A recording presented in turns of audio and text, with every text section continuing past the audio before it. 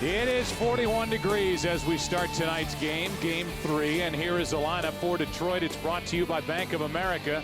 Granderson will lead it off in center, then it's the power-hitting Monroe in the number 2 spot. Polanco still hitting third, and Maglio Ordonez in right. Carlos Guillen is the shortstop now here in the National League City. Ivan Rodriguez, Sean Casey, Brandon Inge, and Nate Robertson, the pitcher, batting ninth. And here is Chris Carpenter, a 15-game winner, the reigning Cy Young Award from the National League. And he takes his warm-up tosses on this chilly night. No other pitcher in baseball has an earned run average pitching at home under 2. Carpenter with a 1.81 earned run average at home. He loves pitching here in St. Louis. Defensively behind Chris Carpenter, State Farm covers the field. Here's how the Cardinals cover the field. Cardinals have gone 4 straight games with an error, and typically this is a very sure-handed group with Wilson, Edmonds, and Taguchi in the outfield left to right. Roland, Eckstein, Belliard, and Pujols on the infield, with Yadier Molina doing the catching for Chris Carpenter. The Budweiser Clydesdales were here tonight prior to the first pitch, and the 2006 World Series is brought to you by Budweiser Select. Brewed longer for a bold taste that finishes clean. Expect everything.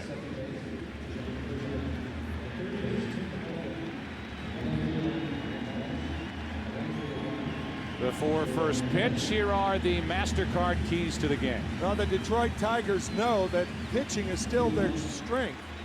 And another left-hander for the Cardinals, who were 23 and 34 against left-handers. That is the 5th worst record in baseball, and a red C here in St. Louis this evening. Curtis Granderson first up. Monroe will follow, and then Polanco against Chris Carpenter. Ball 1. As Tim mentioned, Carpenter has been phenomenal here at home this season, and really since he put on a Cardinal uniform for the first time. He is every bit the ace the teams look for, and the right-hander is making his 8th career postseason start. He's 4-1. A loser in Game 6 of the NLCS. 2-1 on Granderson. Carpenter's given up 10 runs during the postseason. 6 of those runs have come in the first inning. So Joe Girardi talking about that. If you get Carpenter, get him early. Certainly true with the Tigers tonight.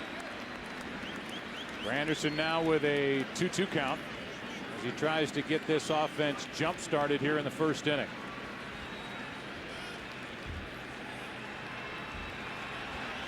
Heart pounding away here in the first inning for Carpenter, and he starts the night with a strikeout on the hook.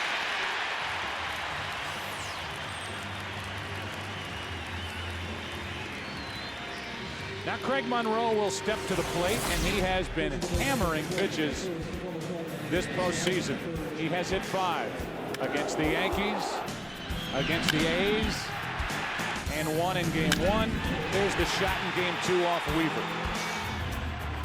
And there hasn't been a cheap one in that bunch. Free swinging first ball hitter. And he goes after the first pitch, breaks his bat. Edmonds is there, 2 out. Monroe, just so you know, who went after that first pitch, hit 400 this season, regular season and postseason combined, when he put the first pitch into play. Here he flies out. He's the 2nd out. And Polanco, who got a nice hand from the Cardinal fans who remember him from his days in the Cardinal uniform, digs in. Cardinals tired of seeing Granderson or Monroe hit 2 first ball fastball home runs. Carpenter starting him off with a slider. Strike 1 to Polanco. Hard to believe Polanco is 0 for 7 in this World Series. The layoff has slowed down his bat. The MVP during the ALCS.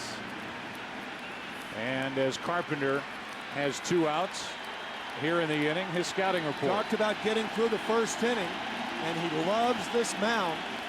Earned run average the best in baseball, and one of the best curveballs. He got Granderson on the curve out of the strike zone. Polanco spoils the pitch.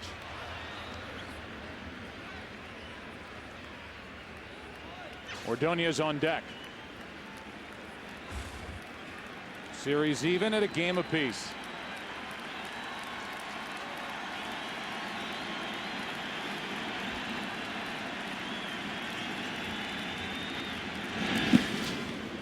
Blocked by Molina, ball one.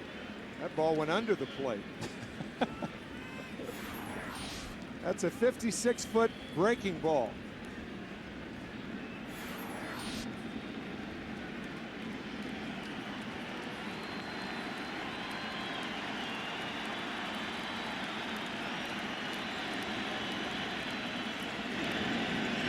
Breaking ball is chunked to short. Eckstein ends the inning. Tigers go in order. Cards come to bat against the lefty Nate Robertson. After a half, no score. Take a look at the St. Louis lineup. It's brought to you by Bank of America. David Eckstein will lead off. He's the shortstop. Preston Wilson bats in the #2 spot. Then Albert Pujols hits third. Roland, Belliard, Edmonds, Yadier Molina, so Taguchi gets the start. Encarnacion is on the bench, and Chris Carpenter pitching and batting ninth. There is Nate Robertson, the 28-year-old left-hander on 13 days of rest. 1-1 this postseason with an ERA under 6.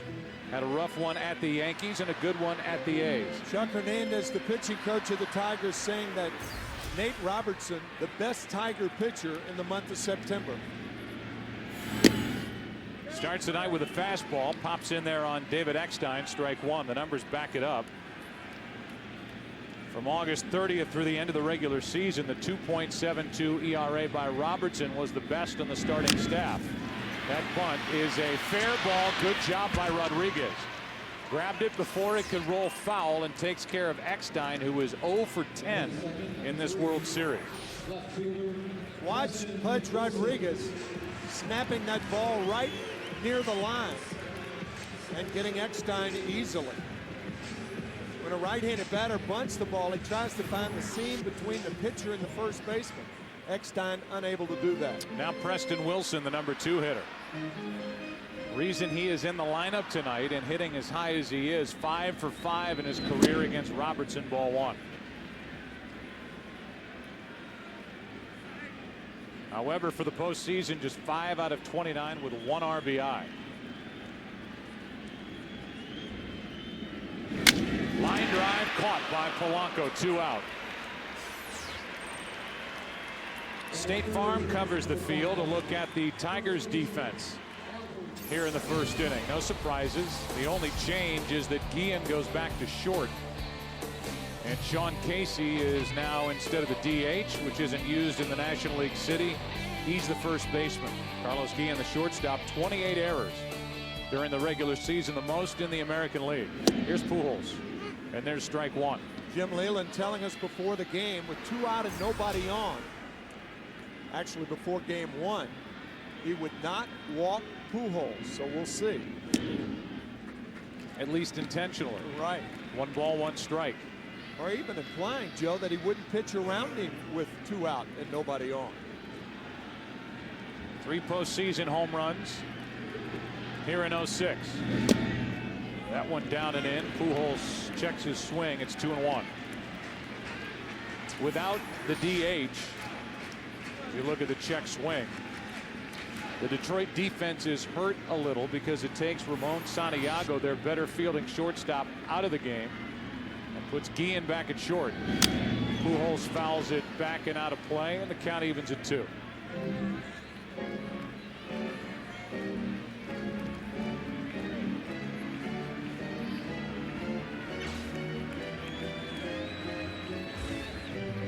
Two quick outs. Eckstein trying to bunt.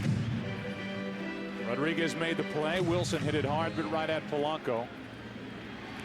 Caught by the Detroit second baseman. And now with the bases empty, a 2-2 pitch to Pujols. Full count.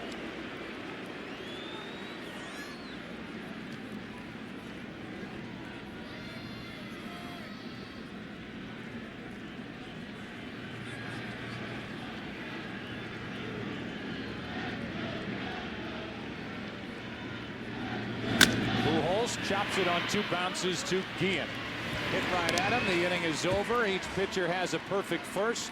And off to the second inning we go. Game 3 of the World Series. No score.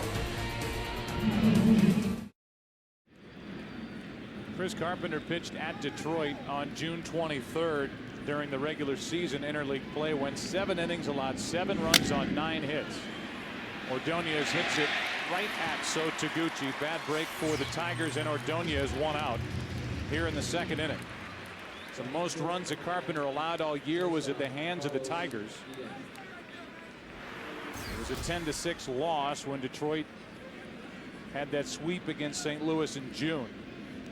So far this postseason, 2-0 against the Padres in the division series, and 0-1 with a no decision, a game the Cardinals won in the NLCS against the Mets. Here's Carlos Guillen, working on a .432 postseason average.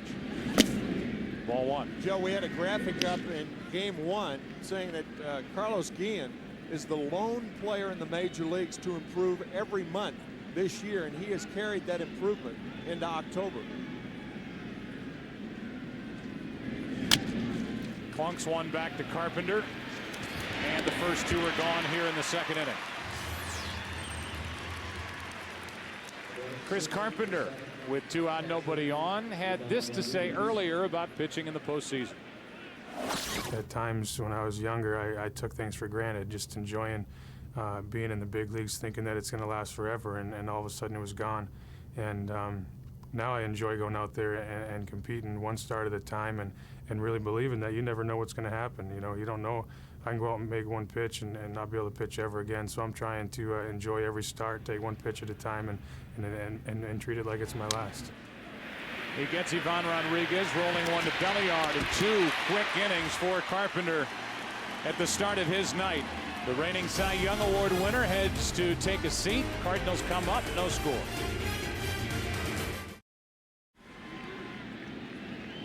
Chris Carpenter coming off a 4-pitch top of the 2nd. And here's Rolen. Giving life to the fastball for Nate Robertson, who grew up in Wichita, Kansas. And ironically enough, the team he played on as a kid, the Cardinals. His 1-0 pitch is on the inside corner. Good pitch, 1 ball, 1 strike. Pitching to a guy who grew up in Jasper, Indiana. And of course, that is basketball country. And Scott offered scholarships to Oklahoma State and Georgia. Foul straight back. Big rip by Scott Rolen, 1-2. How about more on this left-hander, Nate Robertson, as he deals with Rolen to start this inning? Well, we talked about the good month he had in September with that .272 earned run average. Most of the damage this year to Nate done by right-handers. They batted .284 against Robertson this year. And Rolen went around as he looks back at the home plate umpire, Wally Bell. He's the first strikeout victim of the night for Nate Robertson. 1 out here in the 2nd. Looked like a changeup out of the strike zone, and Rolen goes too far. He went around.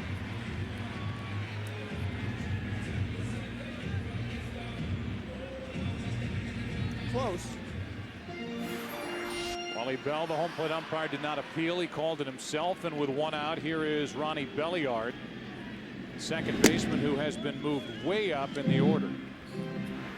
Did not hit much in the NLCS, had a great division series, and is in his career 8 out of 25 with 5 walks against Robertson. 1 ball, 1 strike.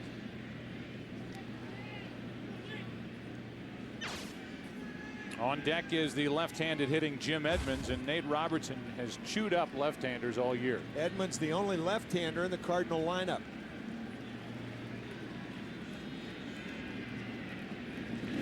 On the inside corner, 1-2. But Robertson, a good job of moving the ball inside outside. The foul ball off the end of the bat came right back inside to Belliard. Belliard chased it, and it's a long run for Casey, and foul ground. He's there for out number 2.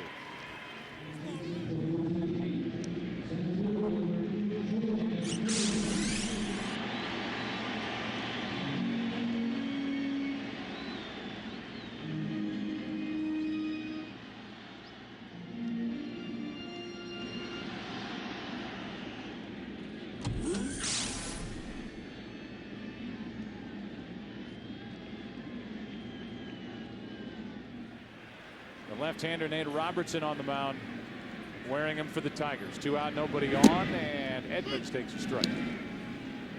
Early returns on Robertson with the 13 days of rest. He looks very sharp.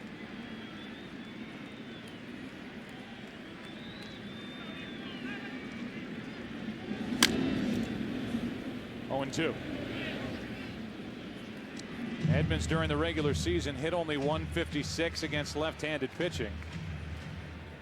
However, .300 during the postseason against lefties, with a home run that came here in St. Louis against Oliver Perez in the NLCS with the Mets. Ball 1.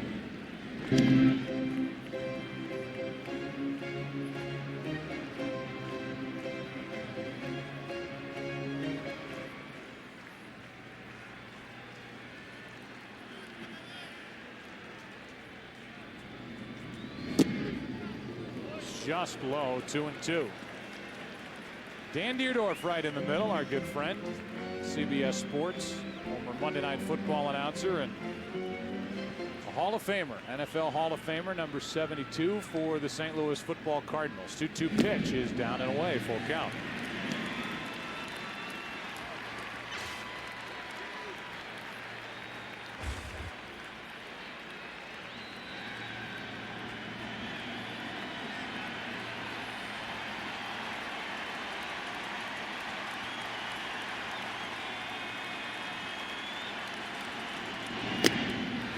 A 2-out walk. Let's go down to Chris Myers. Hey, Joe, Robertson wouldn't blame his vision on that walk. He knows he's not intimidating wearing the eyeglasses out on the mound. He said he tried to wear contacts when he came up to the big leagues, but his eyes were watering so much he wore his reading glasses in his major league debut. Now, his wife tried laser surgery, said it worked for her, but I'm old-fashioned. As long as it's comfortable, and Oakley customized him a pair of glasses. As long as I can see the mound, I'm good enough. Not exactly a visionary, but Nate Robertson says I can see my success from where I pitch. Went from reading books to reading hitters and doing a good job of it. But I think even Chris Myers would agree that the Fu Manchu kind of offsets the glasses, balances the whole thing out. Ball 1 inside and a 94-mile-per-hour fastball to Yadier Molina. First time that these St. Louis fans have had a chance to greet Molina, who hit the game-winning home run in the 9th inning of Game 7 of the NLCS at Shea. And now a visit from Pudge Rodriguez out to Robertson with a count 2-0. Now, the one thing you don't want to do when a guy is swinging the bat well, as Molina is to try to come inside when you're behind in the count.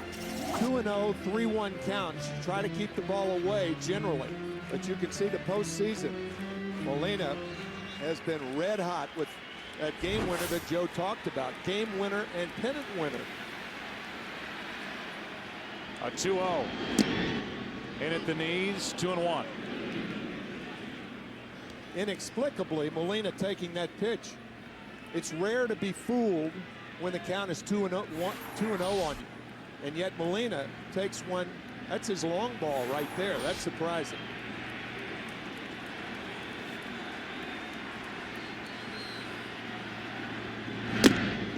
High and tight, 3-1. So Taguchi on deck.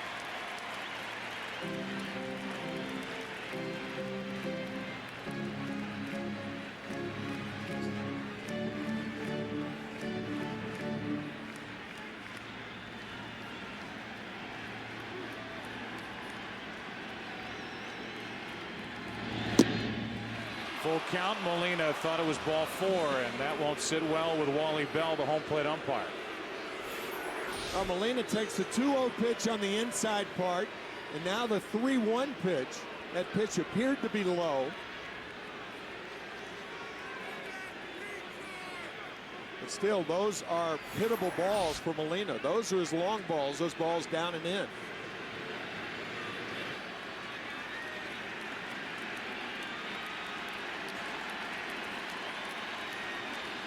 A walk to Edmonds with 2 out. Now a 3-2 pitch. Edmonds goes and Molina fouls it.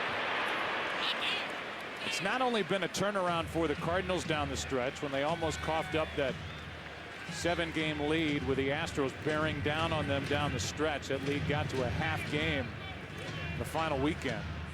But it's been a turnaround for these fans as well. The second half of the year, they started to believe that whether or not the Cardinals ended up winning the division didn't mean much, because once they entered the postseason, they weren't going to advance. And now here they are in the World Series, tied with Detroit at a game apiece, with Carpenter on the mound tonight and Suppan, who is cementing himself as a big game pitcher, going tomorrow night. Here are two teams in the World Series with losing records after the All-Star game. First time in World Series history that that's happened. Robertson trying to get out of what is now a long bottom of the second. It started off with Rowland striking out, Belliard fouling out, and now Molina hits it down the line off the left field umpire, Randy Marsh. It just kept chasing the crew chief, and he couldn't get out of the way. Foul ball. Randy smiling about that. Tries to get out of the way.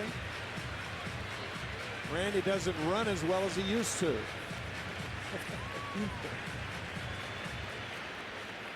But none of us do.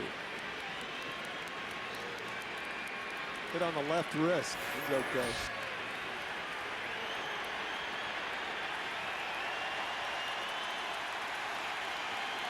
Another 3-2. Another foul ball. Jim Edmonds, who gets a shot in the ball of his left foot prior to every game, a Novocaine to numb the pain in his left foot, is saying, hey, Yachty, put one in play here. I'm getting my sprints in October 24th.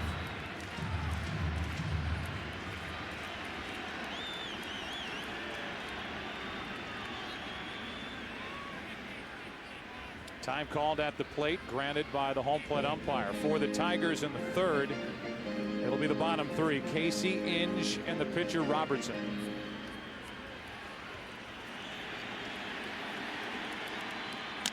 Molina hits it in the air to left and right at Monroe to end the inning.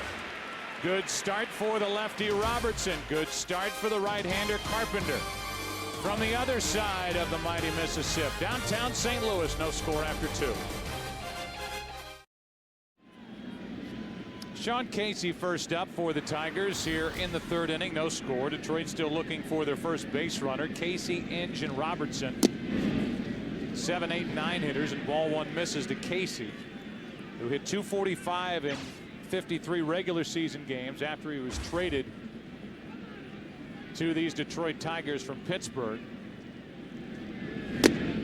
There's a strike from Carpenter. Hit 5 home runs, drove in 30, and has been very good this postseason with runners on base. However, he leads it off here in the third.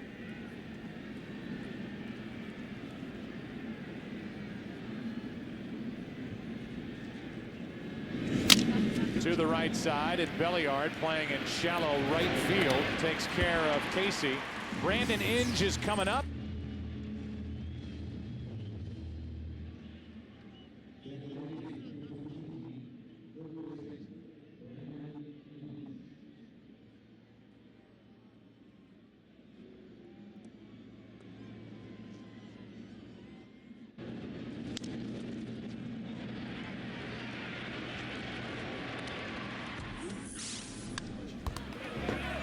Goofy is goofy. And he gets the first base hit of the night for Detroit as he singles into center field. He shows off those good hands. And later in that piece showed off a fantastic trick with a bat as he's on with one out here in the third inning, and that gives Robertson a chance to bunt. Brandon kidding himself about goofy and goofy. Nothing goofy about that swing. The guy who's signed as a catcher and is now a terrific third baseman. And you're right, Robertson will be up there trying to bunt. Throws left, bats right, and takes a ball from Carpenter. Thing you try to do as the right-handed bunter, you try to bunt the ball toward first base because you have Pujols holding the runner on. So he's late coming down the line. Plus, he's got a bad right hamstring. So if Robertson can get it down anywhere down the first base line, the sacrifice will be successful. Robertson trying to get Inge into scoring position for Granderson, who's on deck. And time called at the plate by Molina.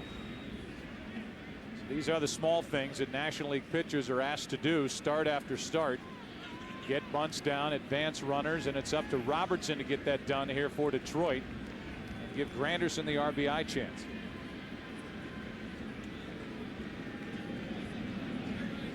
The 1-0 is down for ball 2, 2-0.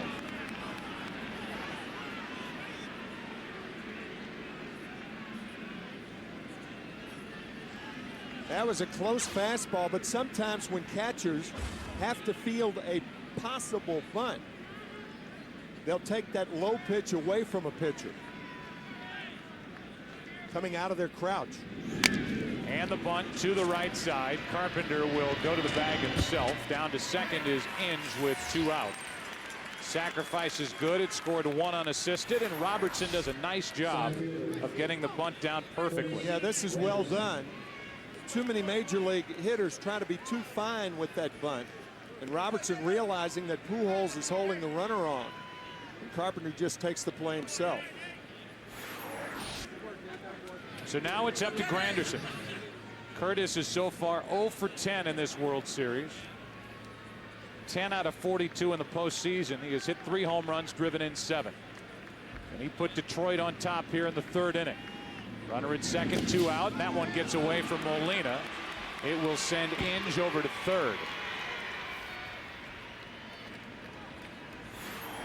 Should be a wild pitch on Carpenter, and Molina went after it in atypical fashion. Well, you don't see Yadier Molina go after balls like that. He tried to backhand it. When you try to do that, it hits off the leather outside the glove, and it caroms to the left of Molina. You know, it's almost like that was a cross-up, because Molina normally with the breaking ball, a catcher anticipates that ball being in the dirt, so you go down with it. Molina, you don't see that, him backhanding a ball like that. But I'll tell you one thing, he's going to be reluctant to call that pitch again, because now Inge is on 3rd, not second. This is where the speed can come into play now for Granderson if he hits the ball to one of the infielders. That one is in the dirt out in front of the plate, and Carpenter comes in to grab it. 2-0. Well, they came back with a dicey call. Another curveball.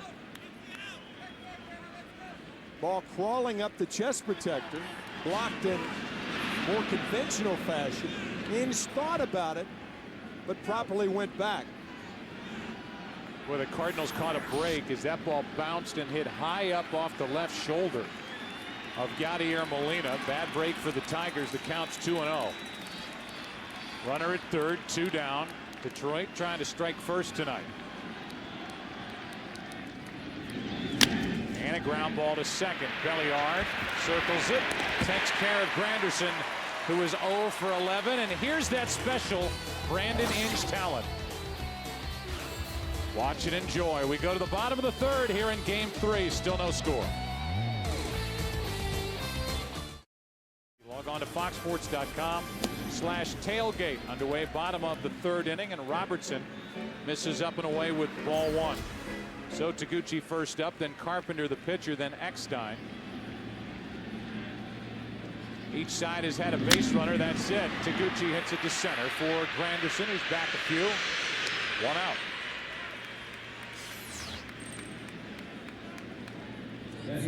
Taguchi now 5 out of 9 this postseason, and Carpenter, who's 1 for 9 swinging the bat this postseason, and an .095 career hitter, walks in. Chris had no extra base hits on the year, so if you're the right fielder and center fielder, you have to play Carpenter very, very shallow. Protect against balls being dumped in front of you. First pitch strike from Robertson. Left fielder Monroe in a typical position, as Carpenter will check on Granderson coming in, and a little to his left, 2 out. 2 quick ones put up by Nate Robertson. Bases empty, and Eckstein will be the hitter next Tuesday on Fox. Standoff returns, all new at its new time, 8 Eastern, 7 Central, followed by the Emmy Award-winning smash hit House at its new time, 9 Eastern, 8 Central. It all starts next Tuesday right here on Fox. Viewer discretion is advised. The base is empty and 2 out. David Eckstein will step in. Eckstein tried to bunt his way on back in the first inning, but barely got it out of the batter's box when Ivan Rodriguez pounced on it. Strike one.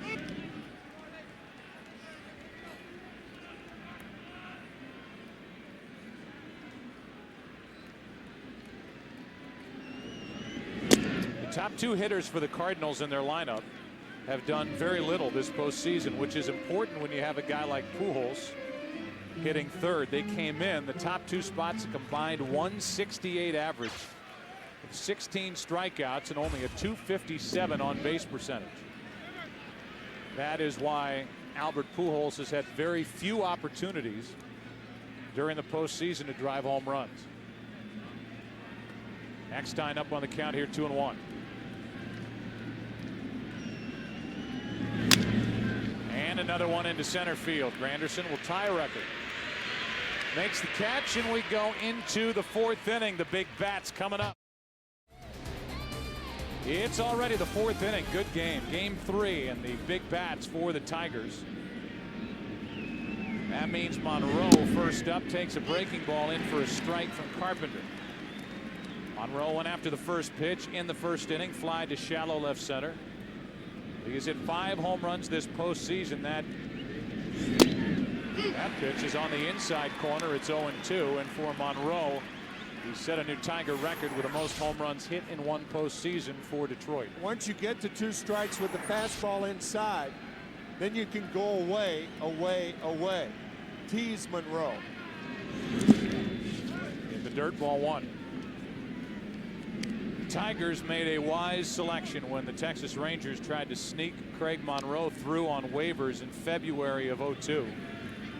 Detroit pounced on him, and this guy has developed and has been getting better and better and has been one of the stars for Jim Leyland this postseason. A 1-2 pitch from Carpenter. Breaking ball, Monroe strikes out, and that's strikeout number 2 for the Cardinal right-hander. Once again, what set that pitch up was that fastball for a strike inside. And after missing 0-2, he gets Monroe on the curveball. One of the tightly wrapped breaking balls in the major leagues. That's Chris Carpenter's curve. Brings in Polanco with the bases empty, 1 out. Carpenter grew up and still lives in the offseason in New Hampshire. So he's used to the chilly temperature, 41 degrees at the start of the night. So there are times when they used to have to shovel off the field so they could play. Weather is for the most part nice tonight, not supposed to be tomorrow night. Supposed to have a lot of rain here in St. Louis on Wednesday night. That last pitch was the most hittable pitch that Carpenter's thrown the Tigers all night. A slider right in the middle of the plate. See how Molina is setting up outside? He has to come inside. That's normally not a good sign for a pitcher. The 0-2. Eckstein to his left, gets to it. 2 out. We ask you to please join the entire Major League Baseball family in offering support to rebuild the Gulf Coast.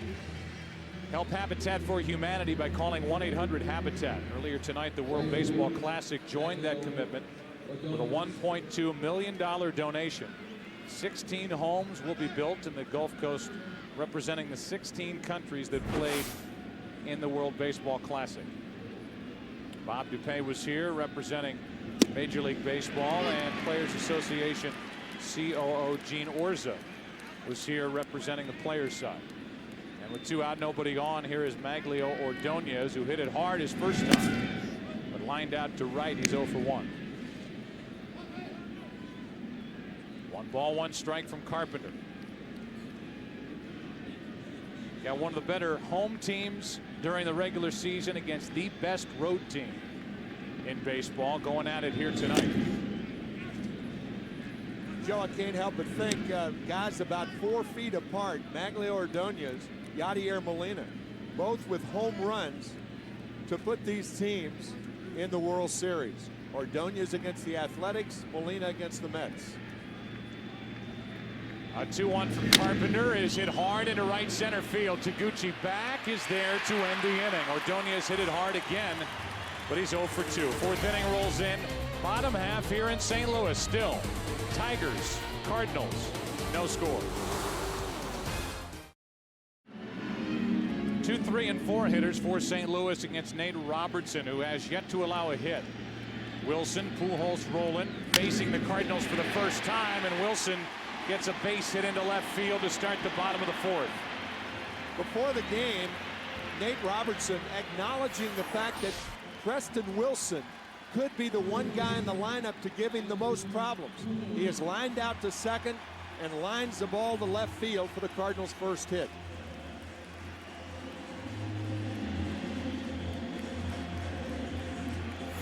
So St. Louis has their first hit. They put their leadoff man on for the first time. Their only other base runner, a 2-out walk given to Edmonds in the second. Here is Pujols. There is ball 1 from Nate Robertson.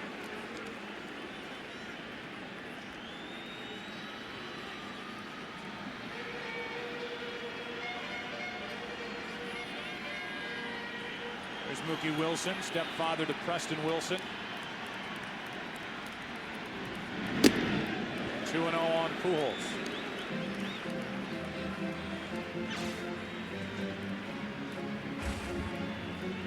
Albert Pujols in his first 17 postseason games here at home.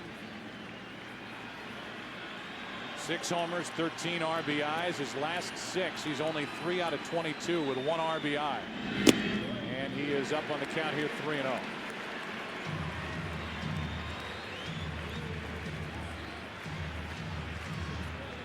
Prior to this inning, Robertson had been able to get inside on the right-handed batters, working from the third base side of the pitching rubber. Gave up a hit to Preston Wilson, and now the 3-0 pitch is a strike to Albert Pujols. Pujols, with all his prowess, does not like to swing at 3-0 pitches. Part of that, the reason for that is that he doesn't see a lot of pitches in the strike zone to begin with. It's tough to come inside to right-handed batters when you're falling behind. Chase the pitch and shoots it down the right field line. It'll be a ground rule double as it hops out of play. Second and third, nobody out. That is just remarkable plate coverage by a guy with the best plate coverage. That ball is outside with Rodriguez setting up inside. And Pujols, that ball's about 4 inches off the plate, and he hammers one down the right field line. It's just remarkable how much of the plate he can cover. Well, the question is always for the Cardinals, is Pujols going to get frustrated and start to chase pitches out of the strike zone? He did right there, chased ball 4 and turned it into a double.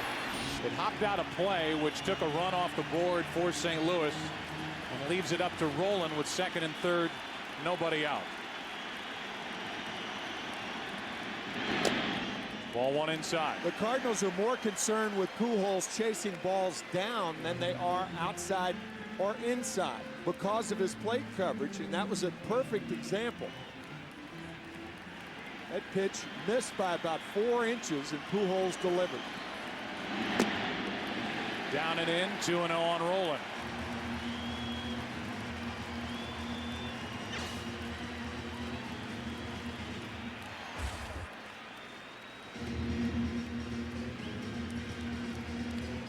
Jim Leyland, the manager, is going to stomp out and talk to his left-hander. We had a chance to visit moments ago with Cardinal manager Tony La Russa. Tony La Russa, this game is heading into the bottom of the fourth inning. The top halves of these innings have gone quick for Chris Carpenter. He looks awfully sharp here tonight. Well, I agree, Joe. He's ball's got a lot of movement, generally down, up only when he wants it to. Got a good breaking ball. And he got a big out with a changeup on Granderson, so he's a full package right now. Your lineup is ready to go with the 2, 3, and 4 batters here in the bottom of the fourth inning. It's been an issue for your team to get guys on base in front of Albert Pujols, and as we speak, we're about to see Preston Wilson try and do that. I hope Preston has the same kind of at bat he had the first time. He hit the hardest ball of the night. And so did Albert. So, you know, we got a chance to break through this half. Rolen you have in your cleanup spot tonight, and the last few games his swing looks like it's back.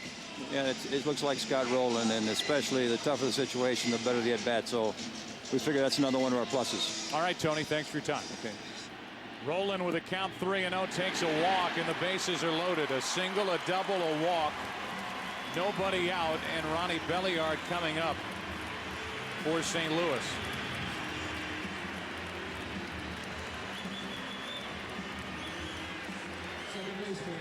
Belliard is in this spot with this type situation. 8 out of 26 with 5 walks in his career against Robertson, one of the few guys who had seen this left-hander prior to tonight's start and had success against him. Wilson is in there for the same reason. He started this with a base hit into left.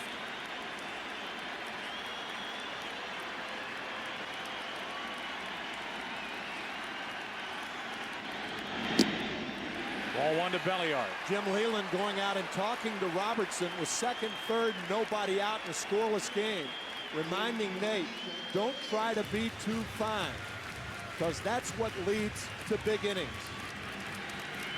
Do the same thing you did in the earlier innings. Try to make contact with the bat. 1 ball, 1 strike on Belliard.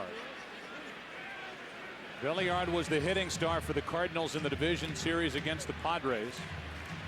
Didn't do a whole lot against the Mets in the NLCS, but came in a .438 hitter here in St. Louis during the postseason. That was against the Yankees by Ken Boyer. Off Al Downing, the left-hander. The 1-1. Strike 2, and Robertson needs a strikeout. He has 1 tonight as Jason Grilli, the right-hander, gets loose for the Tigers in their pen. Normally, with nobody out and the bases loaded, it's not as pivotal an at bat. But here it is, because Jim Edmonds, the only left-hander, is on deck. So if Belliard strikes out, it's going to be tough for the Cardinals to push across a cheap run.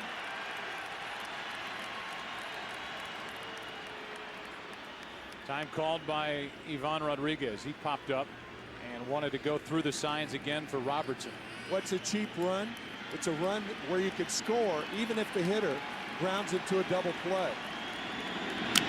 To third, Inge throws home. Out. 1 away, and a big out for the Tigers with Edmonds coming up. The force out at the plate. Inge fires home and score at 5-2. Inge realizing that it's not hit hard enough to get a double play the conventional way, a 5-4-3, so he comes home for the force. Right play again, particularly with Edmonds coming up. Notice how he throws the ball inside the line. Wilson, on the other hand, trying to run in the line to thwart the throw. Remember game 1, the throwing error that Inge made on a play at the plate. With Edmonds coming home, now it's Edmonds at the plate with a bat in his hands. Here's the error. 2 errors on the play. The wild throw and then the obstruction of the runner. Rolen coming around third. Now the bases loaded, 1 out.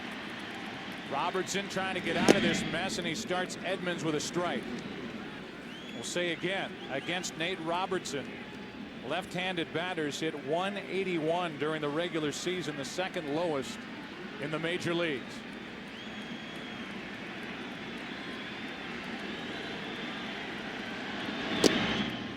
One ball, 1 strike on Edmonds.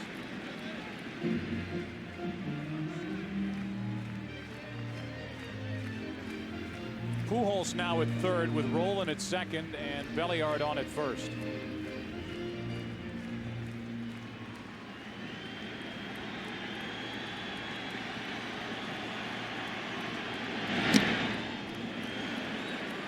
Caught in odd fashion by Rodriguez. The backup slider. He's looking for it away and has to cross the plate to catch it. But you're right. Very odd-looking catch by Rodriguez. And the reason why I said it that way is the pitch didn't look that bad. No, wasn't a ball in the dirt. Don't know if it would have been a strike, but instead of 1-2, the count's 2-1. Edmonds pops it up, third base side. Inge gives it a look. It is out of his reach. 2-2.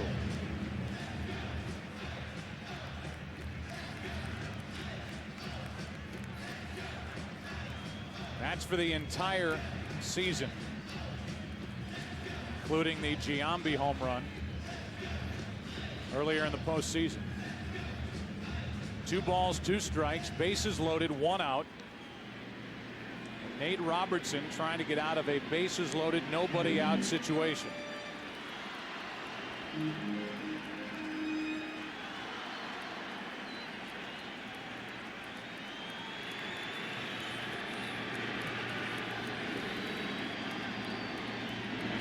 Edmonds grounds it fair, past first, down the right field line. 2 runs are going to score. Belliard is held at third. Edmonds has delivered for St. Louis, 2-0.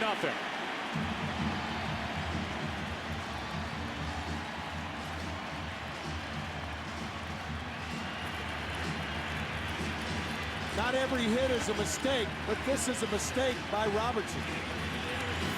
Right in the middle of the plate to Edmonds. Edmonds turning on what appeared to be a backup slider, maybe a fastball, thrown about the same speed, driving in the first runs of this ball game. Hooked it inside the bag, played off that short wall by the right fielder Ordonez.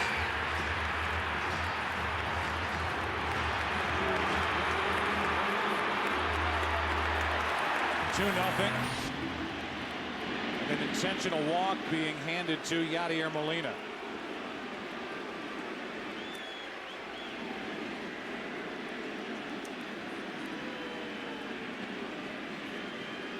It will load the bases for So Taguchi, and you wonder if Leland will go get Robertson and bring in Grilli. You know, Leland's thinking you can't fall too far behind with Carpenter pitching on the other side. That's what he implied with us before the game.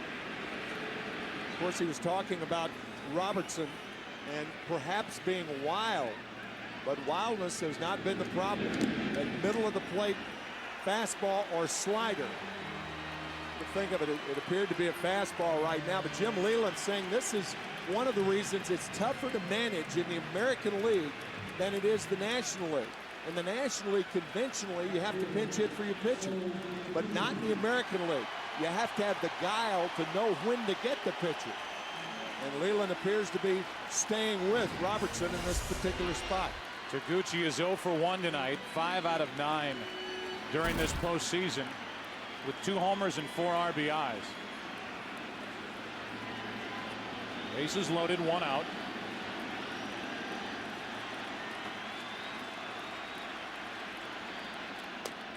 Ball 1.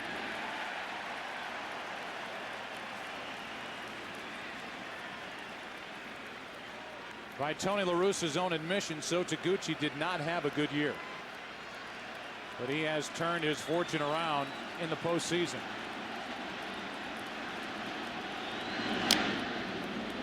One ball, 1 strike. In his career with the bases loaded, So Taguchi is a .515 hitter. 17 out of 33. He's got good speed, tough to double. Robertson hanging on, trying to stay in this game and keep his Tigers in it in the 4th.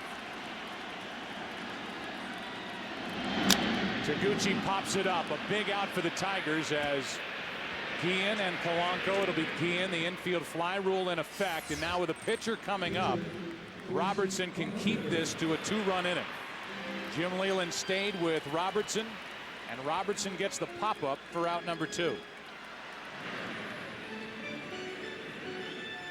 Here's Carpenter.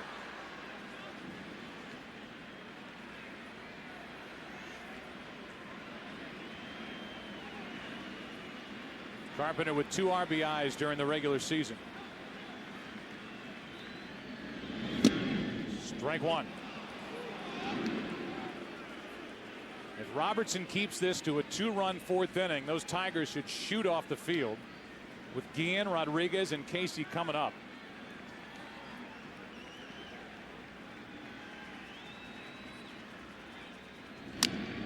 Carpenter pops it up right side for Casey, and a very good job by Robertson to limit the damage. The Cardinals get the first 2 runs of the night.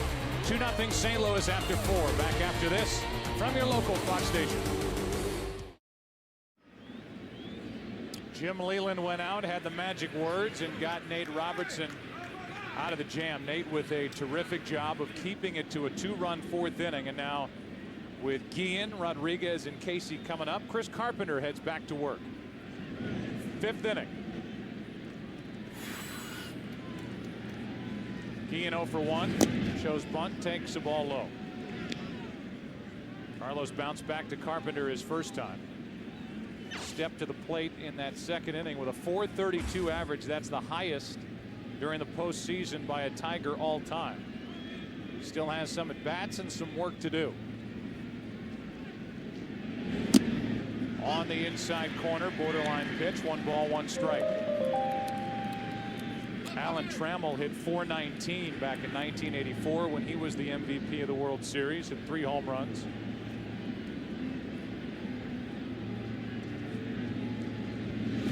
That is foul outside first. Strike 2. Joe, you talked about that conference with Jim Leyland. You may remember back in game 1 of the LCS when Jim Leyland went out to talk to Nate Robertson. Tigers had a 5-0 lead at the time, and all Robertson did was strike out the side against the Athletics. Happened in the bottom of the 4th in Oakland. It happened in the bottom of the 4th here in St. Louis, and now Guillen strikes out, and for Carpenter, strikeout number 3. Let's go out to Chris Myers. Chris. Joe, I'm mingling with the fans here in left field, and you can benefit. What's your name? Bobby Kelly, and I'm 11 years old. Okay, Bobby, the fans out here, if you're not lucky enough to be here by watching, you can still benefit. Get a free taco from Taco Bell if a home run is hit to left field in the 6th inning, November 1st, between 2 and 5, your local time, a crunchy beef taco. But 11 years old, that'd be pretty good, huh? Is that why you're out here in left? Yeah, I'm not here to watch the game, but a taco wouldn't be bad. Okay, that's good. And between now and the 6th inning is that home run rule, okay, Joe? And that would mean 300 million people. Everybody in the U.S. gets a free taco. I think only Joe Buck can afford that, right? I'm pretty sure Joe Buck can afford it. All right, I think he can. All right, let's go back to you, Joe. Yeah, we got you. Ground ball to the right side, and Pujols takes care of Rodriguez, who is now 0 for 10 in this World Series. A lot of tacos. Who was that chimed in out there? Now Myers is bringing in guests out there to rip me. By the way, Myers will like this. If there isn't a home run hit in that area in innings 1 through 6, I get to pick after that when the free taco home run occurs. Oh, you do? Yes. Nobody in the history of the free world has had that kind of power. Tacos for all. 2 out, nobody on, and Casey slaps one down the left field line. Foul. Meanwhile, Carpenter has shut out the Tigers through 4 2/3. The only base hit, a single by Brandon Inge. He has been sharp tonight. And not only the 1 hit, but he has done it with relatively few pitches through 4 2/3 innings. He's only thrown 43. 1 base runner for the Tigers. Here's an 0-1 to Casey. Off the inside corner, 1 ball, 1 strike. Casey bounced out to second his first time up to 44. Cardinals will have the top of their lineup in the bottom of this 5th inning. Eckstein, Wilson, and Pujols. Casey trying to keep this 5th inning alive. Little flare into left center field. Preston Wilson will play it on a bounce, and Casey has done just that.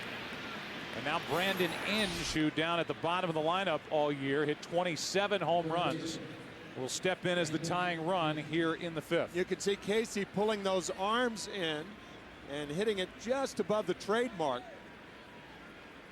and sink one in front of Preston Wilson. It would take a well-placed shot by Inge if it doesn't get over the wall to score Sean Casey. He's got that pulled calf. It is a 41-degree night, and he does not run well. Down and away, ball one. 27 home runs on the year for Inge. You don't see that much power in the National League from your 8-hole hitter. And one of those home runs that Inge hit was off Chris Carpenter, June 23rd in Detroit. And that 10-6 Tiger win, that's outside. It looked like this.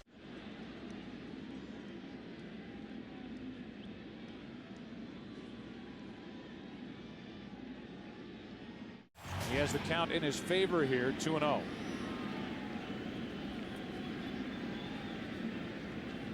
They don't hold against Casey at first, and Carpenter drills the outside corner, 2-1.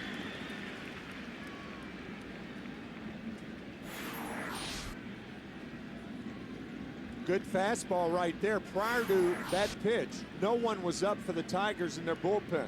And now there is activity. Jason Grilli threw in the bottom of the 4th inning, so he's ready. On the outside corner again. In case Jim Leyland wants to go to a pinch hitter.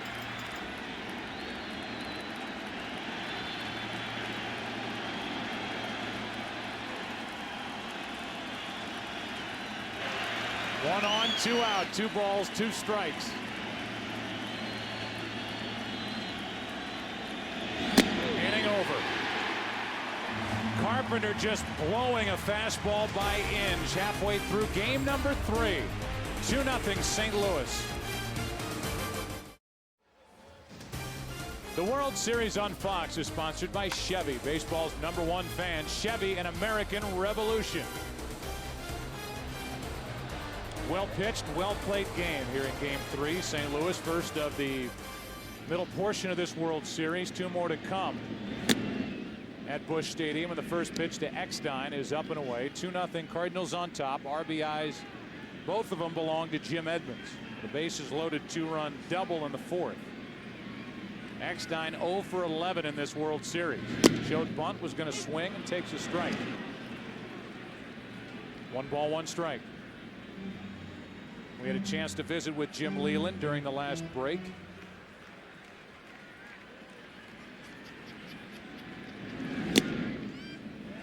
Two and one.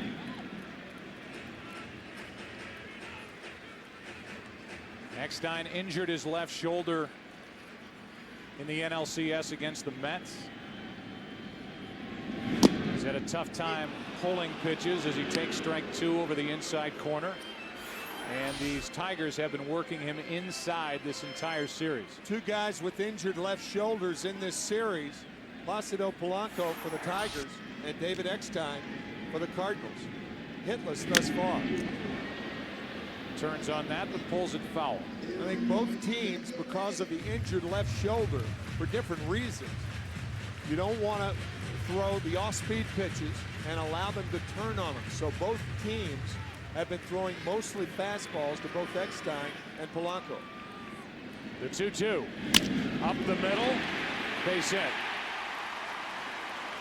First hit of the World Series for David Eckstein. And here's our visit with manager Jim Leyland. Well, Jim Leyland, you stayed with your starter, Nate Robertson. You made that visit like you did in the ALCS. You must have the magic words to that kid. He stepped up and got out of that inning and limited the damage for you again. Well, he did. You know, like we talked about before, Joe, you know, when we talked to you guys for the game, you tell him just, you know, those 2 are probably going to score and just don't let it blow wide open. And he did a good job of that. I think he's thrown the ball pretty well. Jim, that's what I was going to ask you. What did you say to Nate? Just pitch like there's no one on base? Yeah, I told him, I said, look, you just got to make pitches from here on out and forget those 2 guys. They're probably going to score, but just don't further the damage by trying to be so fine that, you know, you just don't make your pitches. You got to make pitches, but you can't just guide the ball and try to set it over the plate. You got to throw the ball with authority.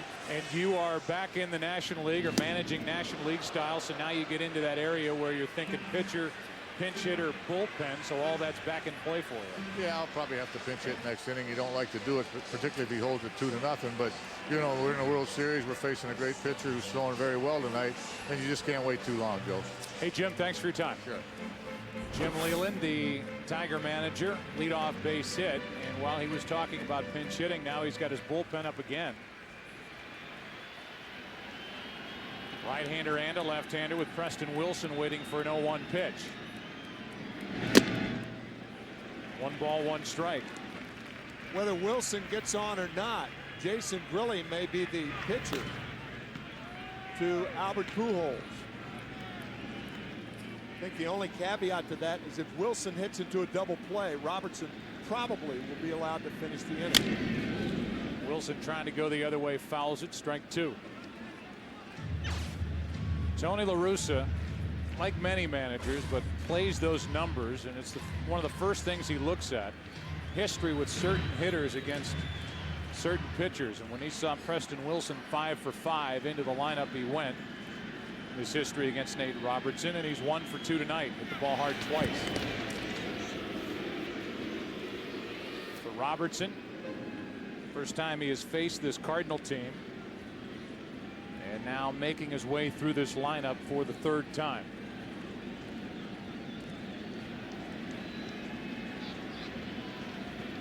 Slide step, and that misses down and in. Sometimes when a pitcher is in that slide step, the guy he fools is not only the runner at first base, but the hitter. Preston Wilson used to the high leg kick, and that slide step, that fastball was on top of Wilson, but it was inside and low. 17 home runs during the regular season for Wilson, who started the year in Houston. Was cut loose, was out on the street. The Cardinals picked him up, and he helped the Cardinals hold off the Astros down the stretch.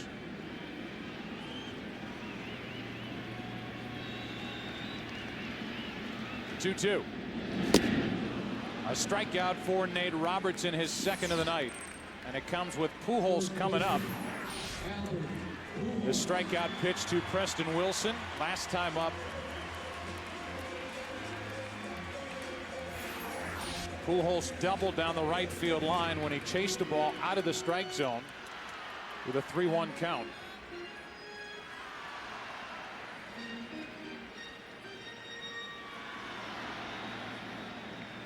So Grilli stays in the bullpen. Robertson stays in the game to face Pujols. Misses low. I've heard pitchers in the National League saying when Albert Pujols is the batter, it's not a plate, it's a platter. Plate is 17 inches wide. With Pujols, his reach is such, it's like 24, 25 inches wide. And that last hit, an indication of that. Good pitch by Robertson. 1 ball, 1 strike. 1 on, 1 out. 2-0 St. Louis in the 5th.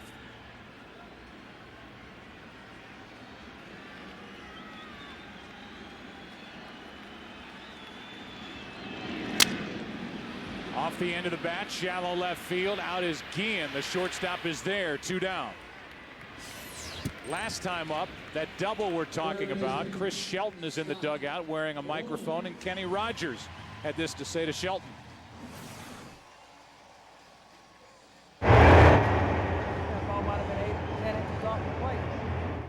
Ball might have been 8 to 10 inches off the plate. It looked it, and Pujols doubled to set up the inning when the Cardinals pushed across the only 2 runs of the night. This time Robertson gets him on a pop-up and now deals with Rolen, who's 0 for 1.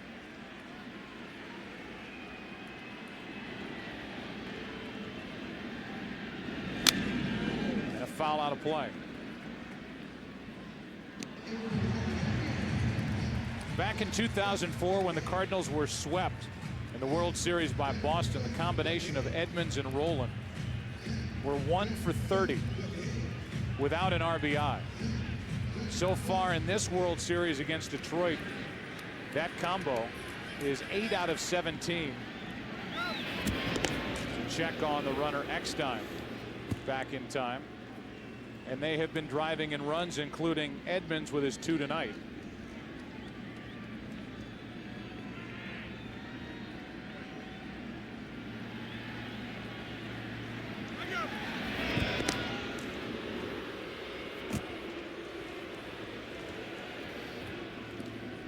Edmonds and Rollins 5 RBIs help pace the Cardinals, where they are tied with Detroit in this World Series and leading in Game 3. Over but low, 1 ball, 1 strike on Rollins.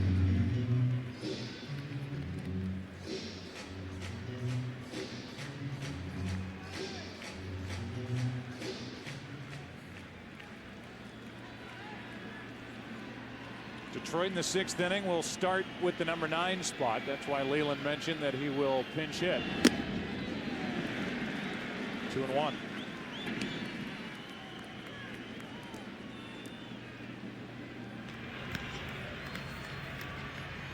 Grilli and Ledesma are ready to go if Leland needs to go that direction. Belliard on deck.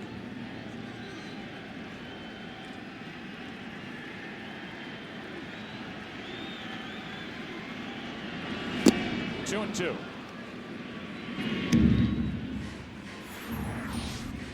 Good fastball from Robertson. The reason you have 2 pitchers up is saying he may have to bring 1 pitcher in to finish the inning, the other pitcher to start in the bottom of the 6th, because the pitcher is leading off for the Tigers in the top of the 6th inning.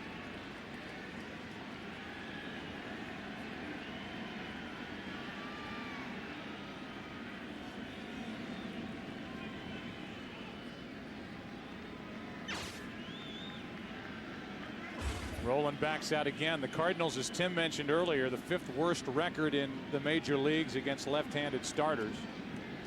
23 and 34, but so far this postseason 3 and 3.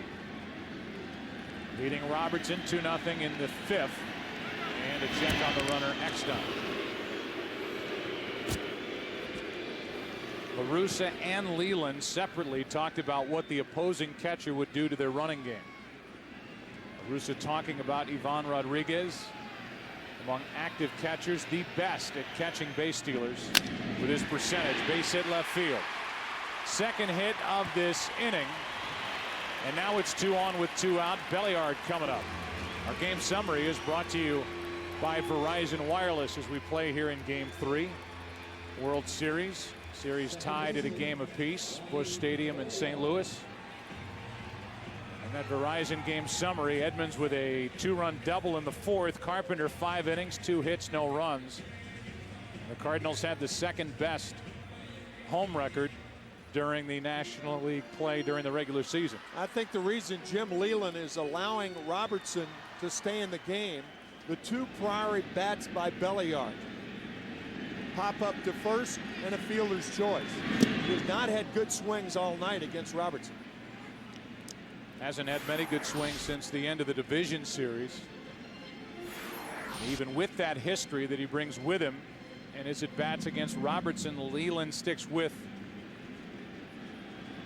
his 28-year-old left-hander. 0-1. 0-2.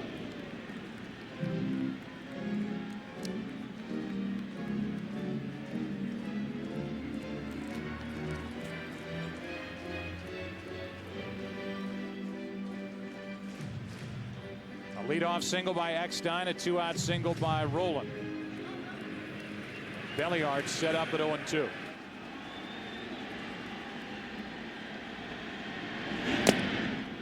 Just inside, ball 1. Well, that's an excellent sequence. Change up, outside.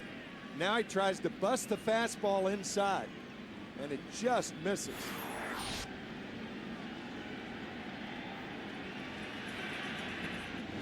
Got him on the inside corner, and Robertson, it hasn't been easy the last 2 innings, but he has done more than enough to keep his Tigers in the game. Still 2-0 St. Louis after 5 in Game 3.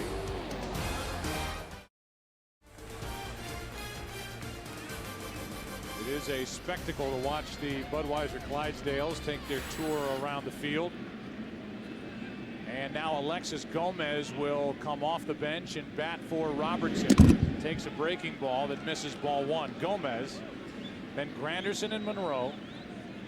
Alexis has put together these numbers. The home run and the 4 RBIs all came in the ALCS out in Oakland in 1 game. Fouls it back, 1 ball, 1 strike.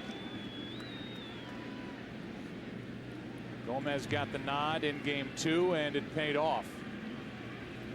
for Jim Leyland. Nate Robertson had that sort of a night. 5 innings, 2 runs on 5 hits, and a shattered bat. Belliard takes care of Gomez, 1 away. Gomez is gone, and now Granderson, who's 0 for 2. 0 for 11 in the World Series, steps in. Breaking ball for a strike from Carpenter. 2 singles tonight for Detroit.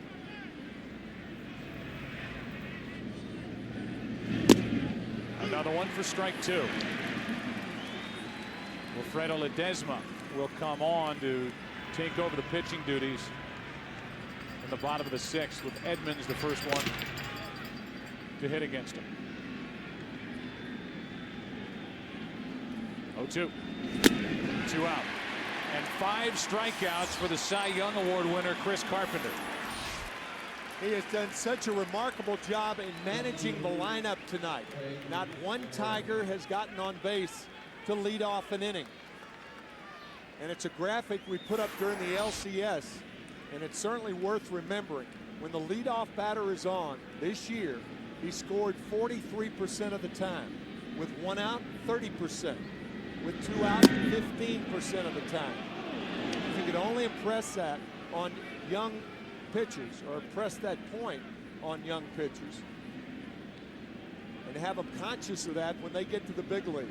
Very, very important. He's gone to 2-0 on Craig Monroe, who's 0 for 2 tonight. Fly to center and struck out. Last time up, Carpenter got out in front of him 0-2, then made Monroe chase a breaking ball down and away.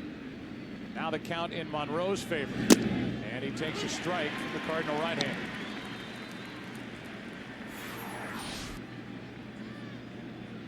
Gets behind, throws the fastball away. Monroe grounds one up the middle. Eckstein to his left takes care of Monroe, and Carpenter so far has taken care of Detroit. Bottom of the 6th inning, bottom part of the order coming up. 2-0 St. Louis. We move into the bottom of the 6th inning, and the bottom part of the order, 6, 7, 8. Against the new left-hander, Will Ledesma for Detroit. This guy has a live arm, as he shows right there. Blistering fastball for strike 1 to Edmonds, who has the only RBIs tonight.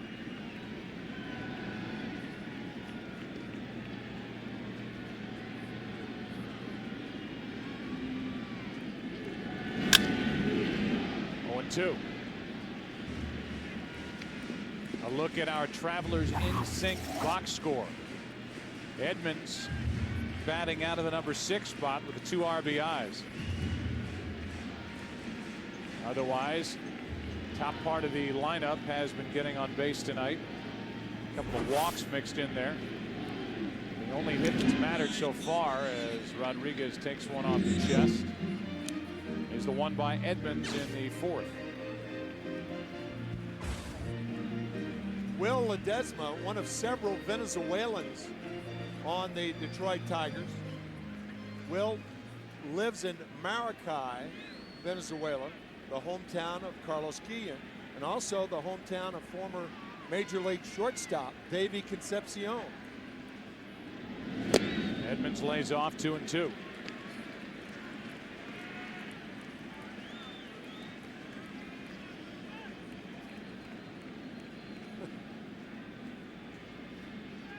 Edmonds has walked, doubled home 2.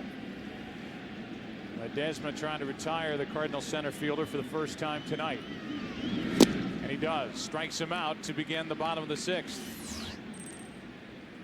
Prior to tonight's game, the Roberto Clemente Award was given to Carlos Delgado of the New York Mets.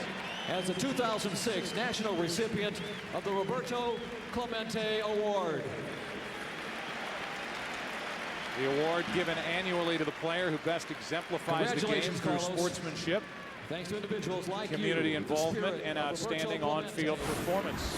And you can see the bandage on the right wrist of Delgado. He has had already one of 2 off-season procedures that he will undergo prior to 2007 before returning to first base for the Mets. as they begin their quest yet again. 0-1 the count on Molina, who's 0 for 1. Carpenter has thrown, by the way, only 60 pitches through 6 innings. Carlos Delgado winning the Roberto Clemente Award. And remember, Delgado wears number 21 in honor of Roberto Clemente. Probably the greatest defensive right fielder in the history of the game. A 1-1 pitch.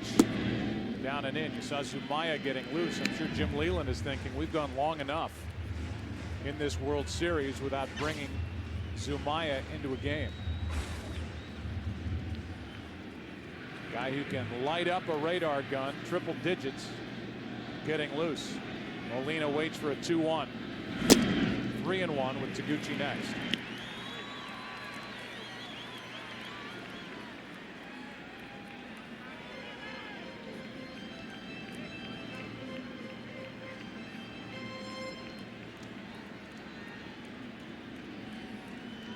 Robertson went 5, allowed 2 runs on 5 hits.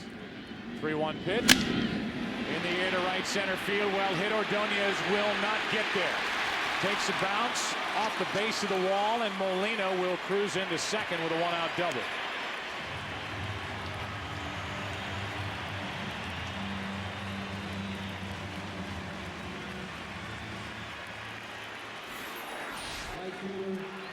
Molina really driving the ball to right center field. We had Luis Gonzalez as one of the analysts during the LCS, and Gonzo talking about how Molina is best when he drives the ball the other way. Proving that true once again. Molina to right center for the 6th Cardinal hit. Now decisions as to whether to walk Taguchi. Do you want to pitch to Eckstein or Taguchi? Carpenter's in the middle of those two, and if you put Taguchi on, you would see a bunt attempt by Carpenter, who is on deck. Only 1 out in the inning, and we may see Zumaya right now. Yeah, I think you bring Zumaya in to overpower the bottom part of the Cardinal order.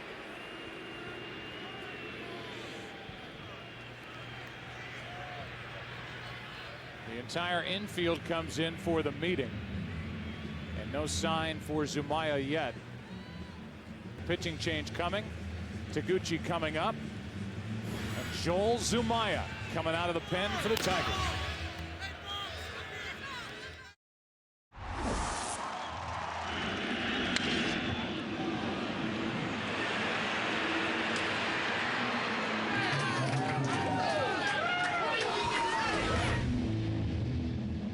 Well, if you haven't seen Joel Zumaya, get ready to enjoy. This guy can bring it with the best of them.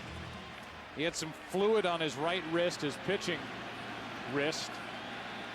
Last worked in game 1 of the ALCS, so he has had as long a layoff as Robertson had. And he misses down and away as he begins his World Series career with a ball to So Taguchi. Runner at second, 1 out.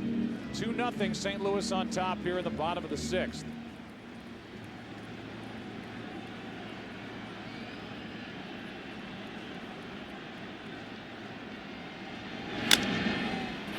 Fly ball down the right field line is foul. It kind of takes strategy, Tim, and throws it out the window as far as who you're going to pitch to, who aren't you, who you're going to bunt with.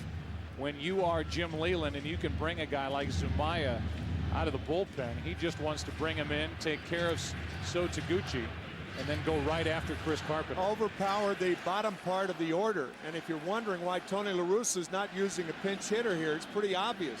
Taguchi's so good defensively.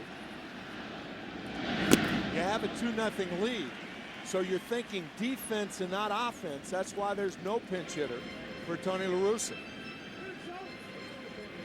Joel Zumaya with a right arm where you're thinking there's no way he's going to be in a setup role for long. This guy's a stopper in the making.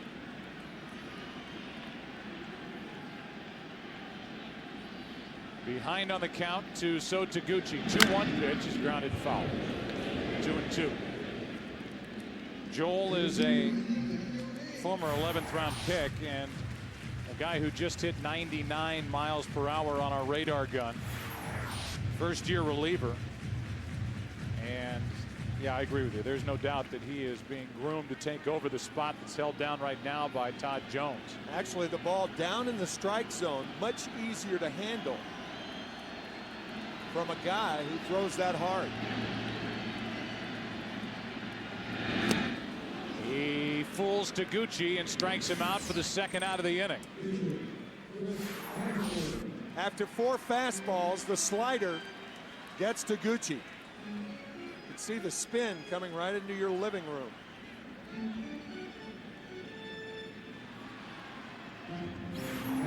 So Zumaya, a former starting pitcher, is a guy who obviously has more than just that electric fastball, and he showed it to So Taguchi. Now Carpenter goes after the first pitch and pops it into right for Ordonez. Zumaya comes in, does his usual job, and we go to the 7th inning already of Game 3. Carpenter back to the hill. 2-0 Cardinals. Back after this from your local Fox station.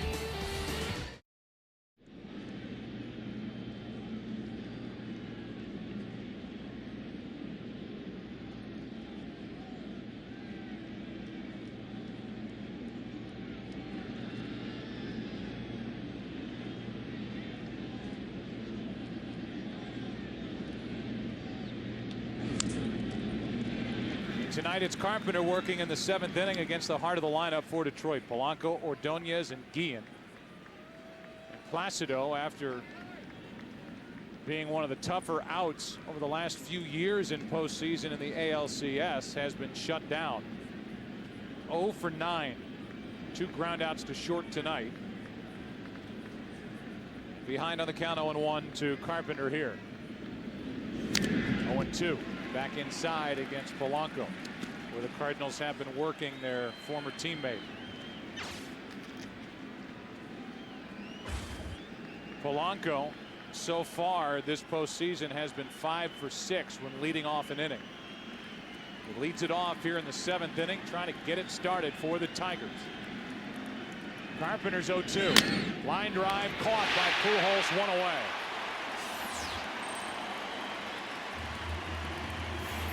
Pujols plays the fat part of the infield, and it pays dividends for the Cardinals. With Polanco hitting a ball with some first baseman, could be in there. Pujols makes the play. Still just 63 pitches he's thrown tonight. So Carpenter gets the lead man and deals with Ordonez, who in 16 career games against the Cardinals coming in has 17 RBIs, and Molina will go out and talk. With no home runs hit thus far tonight to left field or left center field, for the remainder of the game, Taco Bell is expanding their promotion from foul pole to foul pole.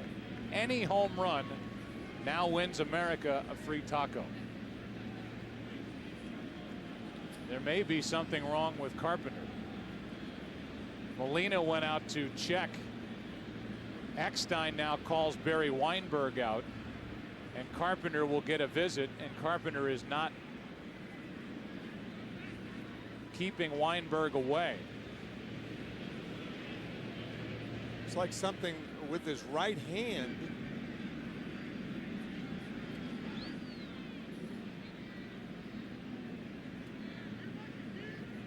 Let's take a look at the last pitch, which got the line drive off the bat of Polanco. Looked like a fastball away on an 0-2 pitch.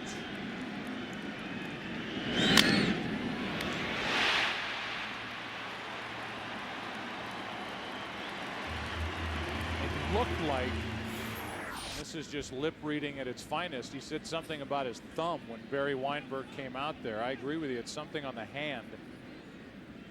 Something with his grip, whether he's cramping up or whatever. He has had some trouble with cramps this season, but that is typically attributed to hot, muggy weather here in St. Louis, and it's anything but that right now. So far, no runs on 2 hits, only 63 pitches, and Carpenter will, I guess, try and throw and see if he can stay in the game. Yeah, if he does stay in the game, he will be allowed to take some practice throws, trying to grip the ball right now.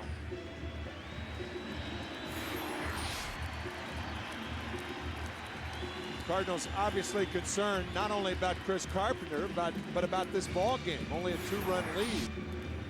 So the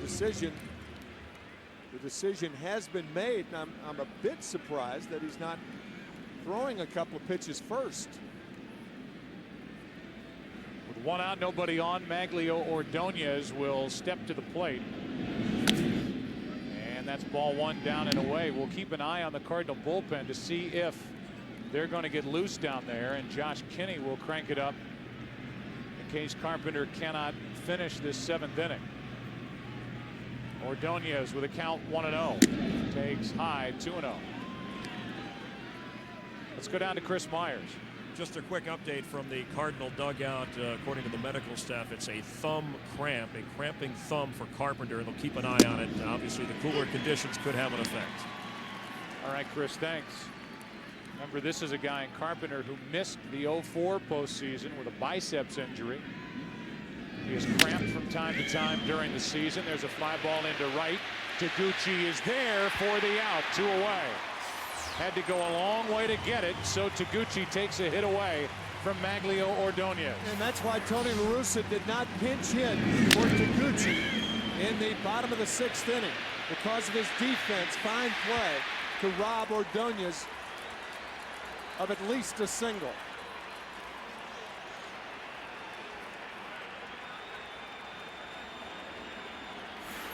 So 2 out, nobody on, and Carlos Guillen will be the hitter. 0 for 2 tonight. You wonder, with a cramping thumb on his pitching hand, what the grip would be like on that big hook, that curveball, and we haven't seen it in the first few pitches since the visit from Barry Weinberg. Down and in, ball 1. 3 pitches ago. You can see having a tough time with that right thumb. 1 ball, no strikes, 2 out, nobody on Guillen, who is grounded out, struck out. And a ground ball foul outside first. So he's thrown 5 pitches since that thumb problem.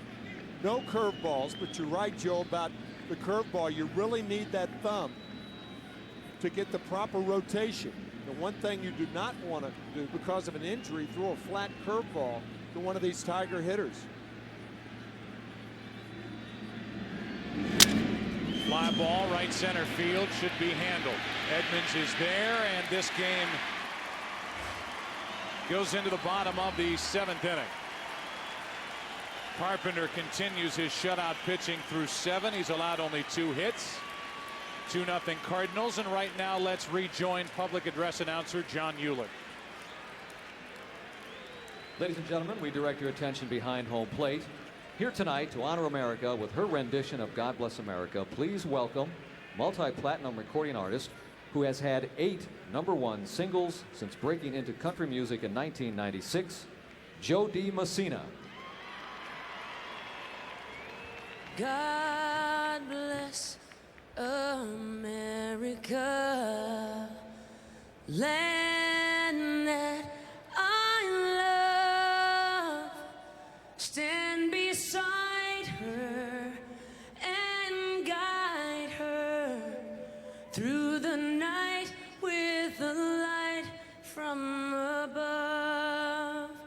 From the mountains to the prairies, to the oceans wide with foam. God bless America, my home sweet home. God bless America, my home sweet home.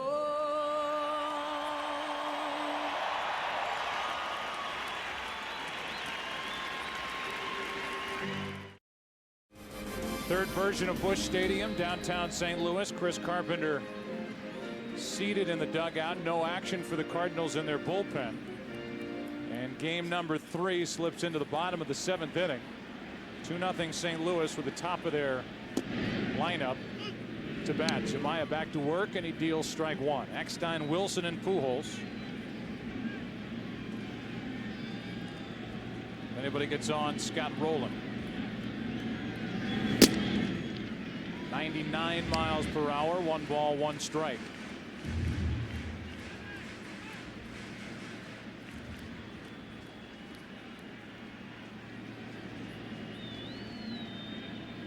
Coming into this World Series, the National League had not won a World Series game since the Marlins won Game 6 at Yankee Stadium in 2003.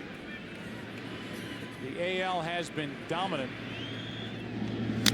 with this past stretch. The National League has not won an All-Star game since 1996. The AL 9-0-1 since then. The American League this season 154-98 during interleague play. However, the Cardinals behind Chris Carpenter tonight trying to give themselves a 2-1 series advantage over Detroit, a team heavily favored coming into this World Series. 3 balls, 2 strikes now on Eckstein.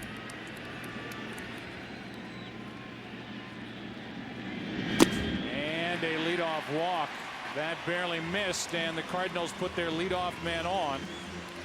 Let's go down to Ken Rosenthal for more on Zumaya. Joel Zumaya can be a rather colorful figure. He said before the series that his wrist magically healed the moment Magglio Ordonez hit his series-clinching homer in the ALCS. He also said that he knows where the radar gun readings are in every park where he pitches. Obviously, when you throw as hard as Zumaya, it can be awfully fun to take a look. Guys? Yeah, no kidding, especially when you're cranking it up there in triple digits. One of the shutdown arms in this Detroit bullpen. 1 on, nobody out, and a blistering fastball, 98 in for strike 1 to Preston Wilson. Talked about strategy a couple of innings ago. Albert Pujols changes his strategy in so many ways. Normally, with a 2-run lead, you'd have Preston Wilson bunting. But if you bunt with Wilson, first base is open. If it's successful, then Jim Leyland would walk Pujols.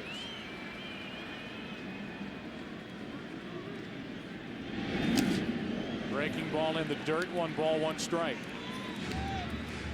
Well, with a guy like Zumaya who throws as hard as he does, and with the Tigers holding against David Eckstein at first, there is a big hole on the right side of the infield for Preston Wilson. And it would be tough for Wilson to pull Zumaya. So he may go that way. May be forced to. That just missed. 100 miles per hour off the outside corner, maybe a little low, 2-1. Well, you don't want to put the hit and run on in this situation because Wilson doesn't make enough contact. A guy throwing 100 miles an hour, you don't want to force a hitter to swing at the ball.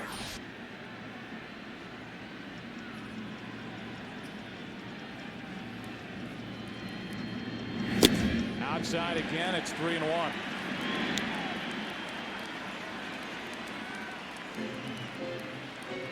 Of all the bad things to happen to the Tigers right now, and here comes Jim Leyland, perhaps to talk about that. But of all the bad things to happen to the Tigers, a walk would be among them, because then you'd have first and second and nobody out. You can see Rodriguez pointing to that left shoulder. That is a universal catcher's sign to a pitcher to keep the shoulder in. When a pitcher flies out of there, he's all over the place. And remember, it's been a while since Zumaya has pitched.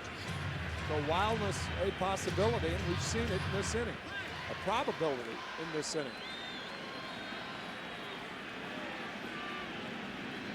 Leadoff walk now, a 3-1 count on Preston Wilson. And that's not even close. It puts 2 on for Albert Pujols.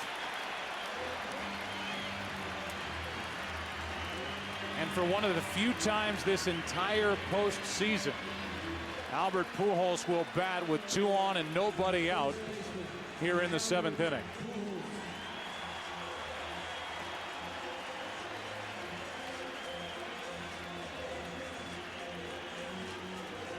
More action for the Tigers in their pen. Grilly again, the right-hander, and the lefty is Jamie Walker.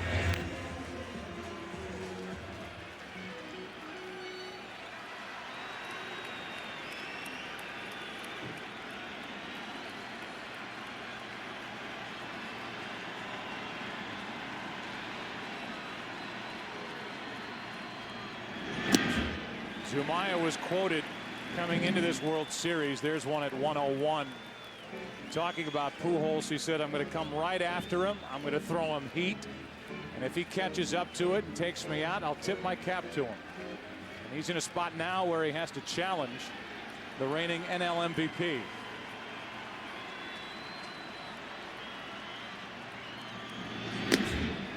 Two and 0.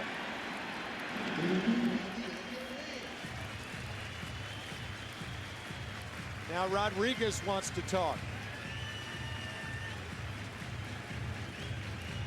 Joel Zumaya had that break, went home for a short while, threw to try to loosen up and test that right wrist. He threw to his 16-year-old brother, who, by the way, possesses a 91-mile-an-hour fastball already. So the scouts will line up for him. Said he is fine. The radar gun says he is fine with his velocity. The problem is he can't steer it into the strike zone.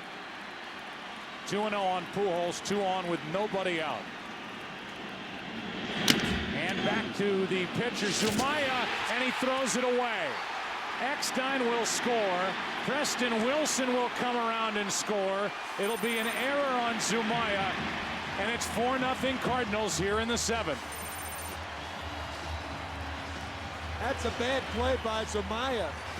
Normally a pitcher turns and throws the ball to second base.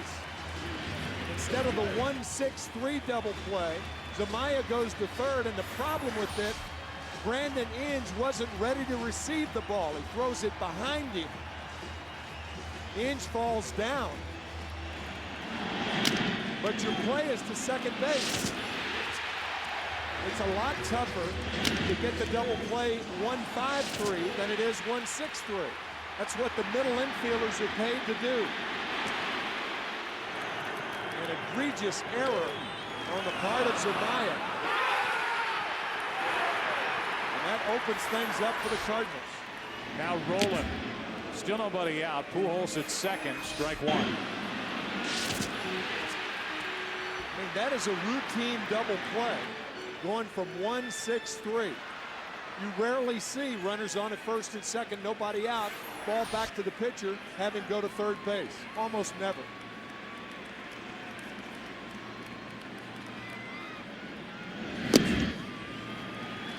One and one on Rolen. So basically a 2-week layoff for Zumaya, and it's showing with his control here in the 7th inning of Game 3 of the World Series. 2 walks. As he started this 7th inning fresh, came on to relieve in the 6th. Starting the 7th, and then the error. Throwing wild at third, and now the count's gone to 1-2 on Rolen. 4-0 behind Chris Carpenter here in Game 3.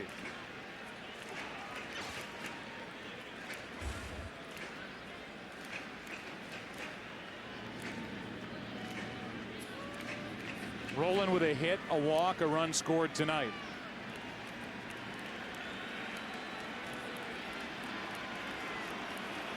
So 3 errors by the pitching staff of this Tigers team, as a 1-2 pitch is grounded to the right side. Rolen shattered his bat, advances Pujols to third, 1 out.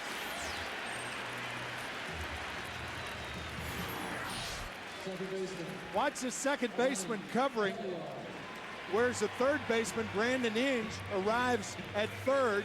He's a little tardy, and the ball thrown behind Inge. He slips, but the play should have been 1-4-3. It's an easy double play. You go to third, it's not an easy double play, nor does a pitcher rarely or ever go to third in a situation like that. Zumaya is out, runner at third, 1 out, with Belliard coming up. Grilly coming in. This copyrighted telecast is presented by the authority of the Office of the Commissioner of Baseball and may not be reproduced or retransmitted in any form, and the accounts and descriptions of this game may not be disseminated without express written consent. Zumaya now in the dugout off the mound. Grilli takes over. Zumaya went 1 inning, allowed 2 walks, committed the error. 2 runs have scored. The infield is in and a pitch out. Leland thinking that his friend Tony La Russa might squeeze with Belliard up and Pujols at third, 1 out. Belliard executing a safety squeeze against the New York Mets in Game 7. Scored the first run of the game. He's a good bunter. But he was trying to go to right. A little too late with a swing, and it's 1-1.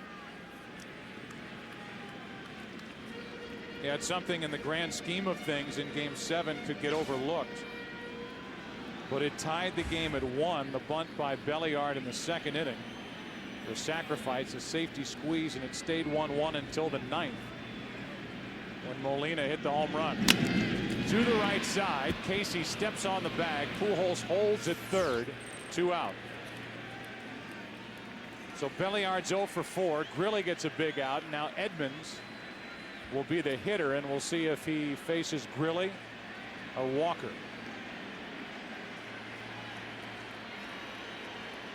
A couple of ways that Jim Leland could go right here. He could bring the left-hander in, Jamie Walker, to face Edmonds, or put Edmonds on, and that's what they're going to do.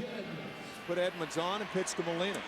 Second intentional pass of this evening by the Tigers. The other one went to Molina. He'll be the hitter with first and third, 2 out.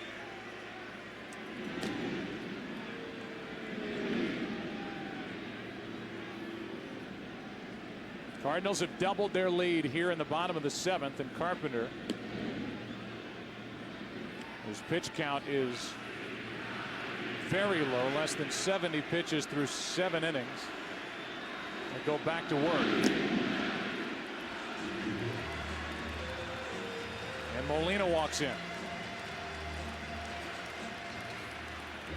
Yadier with a double, the intentional walk, and he's lined out to left.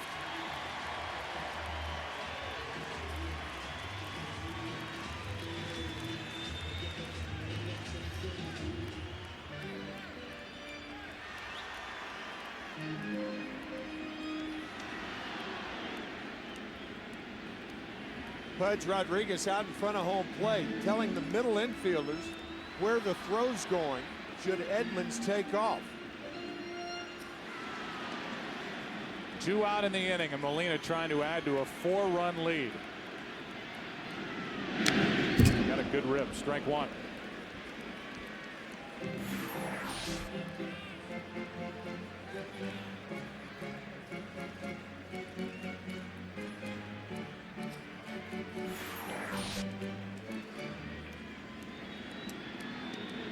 In the 8th inning, the Tigers will have Ivan Rodriguez, who's hitless for this World Series, 0 for 10. Sean Casey and Brandon Inge. 1 ball, 1 strike from Jason Grilli.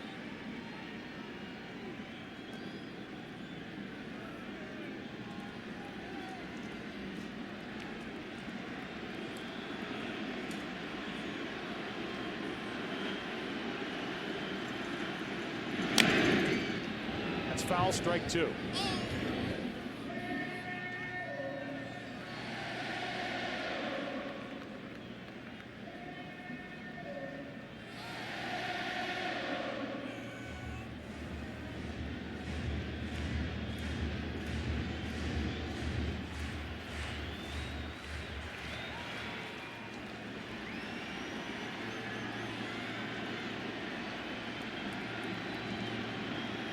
One ball, 2 strikes. Molina back to the pitcher. Good play by Grilli.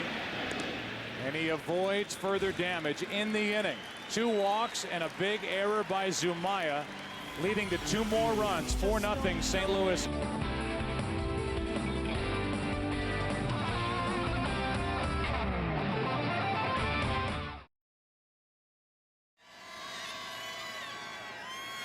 Eighth inning now, game 3 with this series tied at a game apiece. Busch Stadium.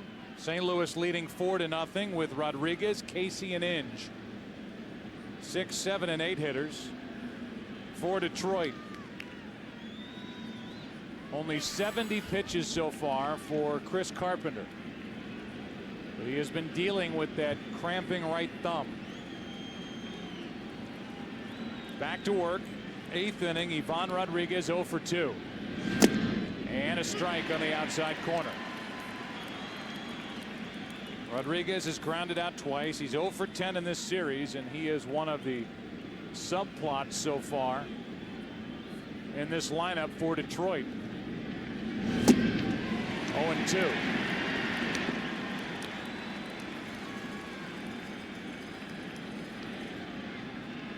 Rodriguez came in 9 for 26. Good career numbers in his history against Carpenter. Ball 1. Fernando Rodney, another hard-throwing right-hander, getting loose. In our Nissan game summary, the combined work by Granderson, Polanco, and Rodriguez first 2 rounds compared to now, and you can add another. Now 0 for 33, the combination of Granderson, Polanco, and Rodriguez. A group that combined to hit .326, 4 home runs, and 15 RBIs against the Yankees and the A's. 1 out here in the 8th. Wow, is that revealing? 6 strikeouts now for Carpenter, and Sean Casey digs in. Casey, one of the 2 Detroit hits tonight. Baseball with a lot of statistics and a lot of categories. We're going to add one more. Post-cramp pitches. In post-cramp pitches, Carpenter has not thrown a curveball. So at this point, to be serious about it for a second, if you're Detroit, until he shows you one, don't you eliminate that? I think so. You go up and look for fastball, slider, everything hard.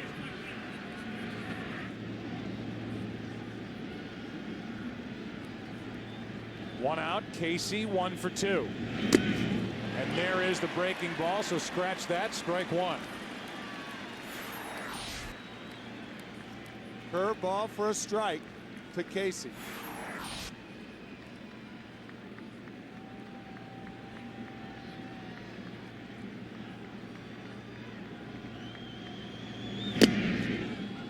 Fastball high, 1 ball, 1 strike.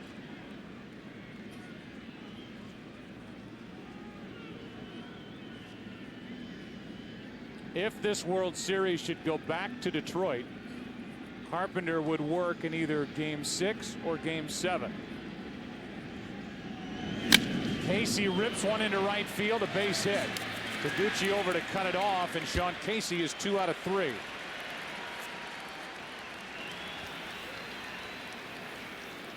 Tigers only 3 base runners on the night, and Casey's been on twice. Jim Leyland elected to stick with the lineup he had been going with since Casey went down with a calf injury in the ALCS, where he moved Polanco for the first time this season into the number 3 spot. With Casey back in there playing first base, he has kept Polanco hitting third. Tailing pitch, 94 miles an hour, strike 1 to Inge. Sean Casey, a guy who had seen Carpenter plenty with his time in the National League and within the division. That is up and away, 1 ball, 1 strike. You wonder if tomorrow when we get to the ballpark, if Jim Leyland, depending on how the rest of this night goes, will stick with Polanco, who's 0 for 10 in the number 3 spot, or if he'll put Casey back up there. Bat Polanco second. That's high and away, 2-1 on Inge. Marcus Timms on deck.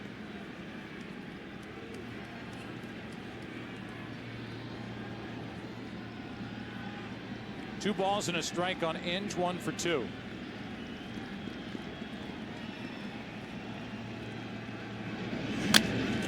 To third for Roland Fowl.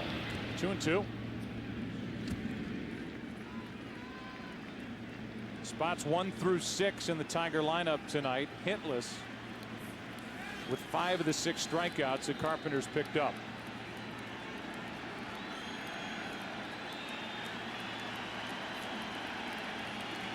Detroit trying to get anything going. Have a one-out hit from Casey and a 2-2 count on Inge.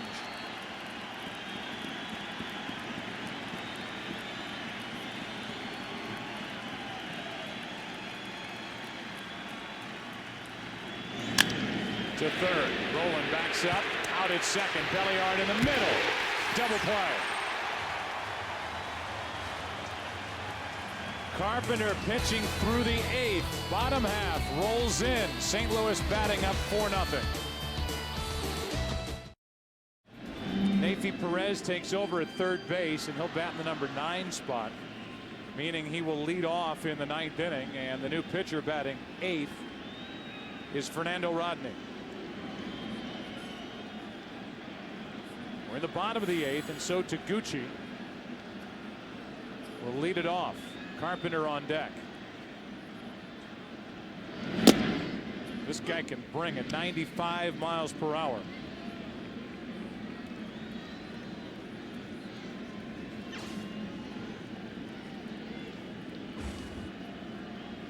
Carpenter has allowed no runs on 3 hits, struck out 6, walked nobody. Taguchi comes up empty. It's 0-2. Thing about Fernando Rodney, he not only has a good fastball, not quite the fastball Zamaya has, but a lethal changeup. Nobody getting loose for the Cardinals in their bullpen with a pitch count very manageable for Carpenter. Turning in his best postseason start so far this year. Trying to give the Cardinals a 2-1 series lead. 1-2 now on Taguchi.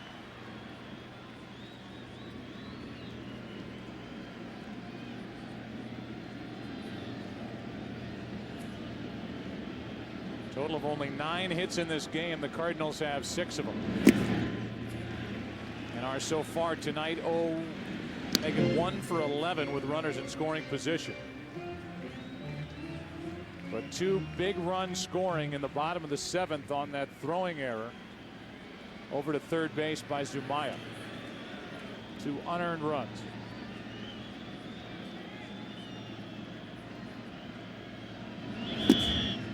Now the count's full on Taguchi. We talked about how unusual it was just to see Zumaya going toward third base, because first and second, nobody out. Ground ball back to the pitcher all the time. All the time a pitcher goes to second base. And we're going to tell you how rare it was for a 1-5-3 double play attempted by Zumaya. Now a walk, so Rodney lets Taguchi off the hook. And it will bring in Chris Carpenter and give him a chance to bunt. Our HP player personality is Chris Carpenter.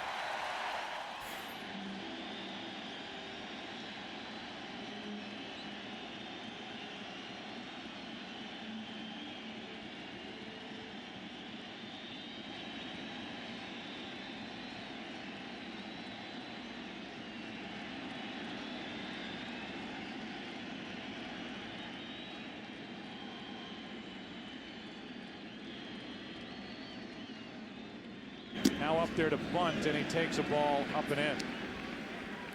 The last time in World Series play that there was a 1-5-3 double play was 1923 by the San Francisco by the New York Giants over the New York Yankees. So that's what Zumaya was trying to do. You talk about turnaround World Series history. He was trying to do something that had not been done since 1923. Carpenter gets the bunt down. Play is at first. Sacrifice is good. 1-4 with Polanco taking the throw.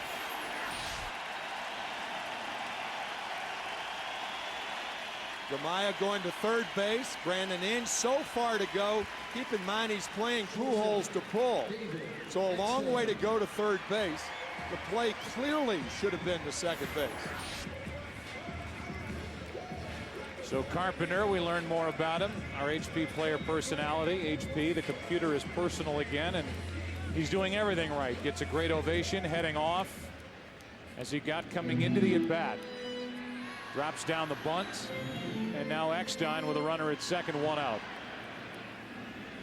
Taguchi with good speed in scoring position. Strike one.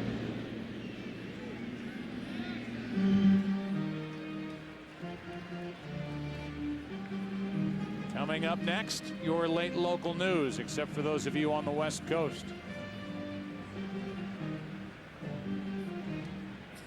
Roughly 2 hours, 45 minutes into this game, playing in the bottom of the 8th.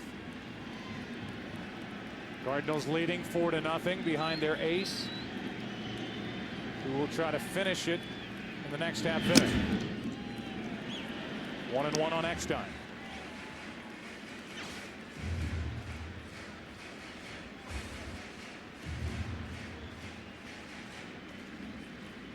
Jim Leyland has been trying to tell anybody who will listen that this Cardinal team, although selected as underdogs coming into this World Series, was a dangerous club for his Tigers to play. The reason being, Eckstein didn't play a lot in the second half. Edmonds didn't play for a month. Rolen was not swinging the bat well in September. That's changed. And when you've got a 1-2 like the Cardinals feature with Carpenter and Suppan, the duo tonight and tomorrow night for St. Louis, especially after the Cardinals took game 1 in Detroit, has been trying to convince people that this is a difficult team to play, and we won't have to do much convincing after tonight. The 2-1. Eckstein lines a base hit into right. Taguchi will hold at third, and it's first and third. One out. Seems like the Tigers went away from their strength. A changeup to Eckstein. His second straight hit, hitless prior to his last at bat. So he singles to right field. The Tigers are learning that they have to stick with the hard stuff to David Eckstein.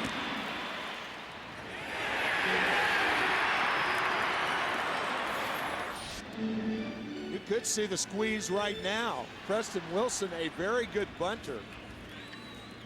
He strikes out a lot. You have Albert Pujols on deck. If he strikes out, then Pujols would be the hitter. A lot of things Tony La Russa can do in this situation.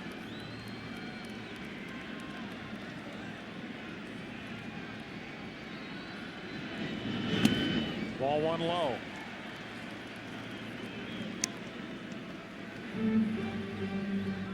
La Russa had a squeeze opportunity with Belliard in the 7th, elected not to do it. Belliard grounded out.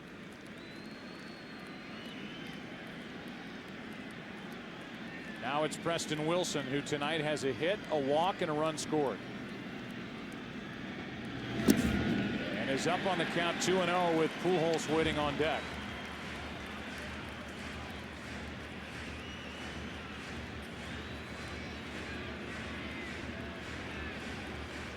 Chuck Hernandez is the pitching coach for Jim Leyland. Recommended by Jim's good friend Don Zimmer and others, many others. After the 9 years that Hernandez spent in the Tampa Bay organization.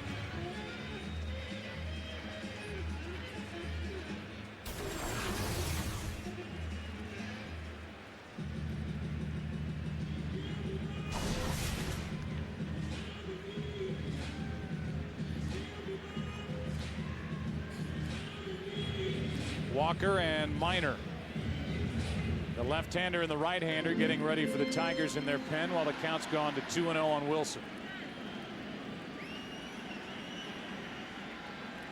Rodney has pitched his way into more of a squeeze situation if the Cardinals want to go that way.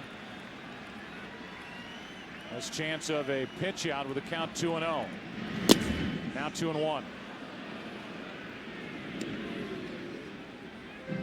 Here some say one way to avoid a squeeze is to throw strikes early, get ahead in the count. That's right. Preston Wilson has the count in his favor, 2 balls and a strike. Taguchi at third, Eckstein at first, only 1 out.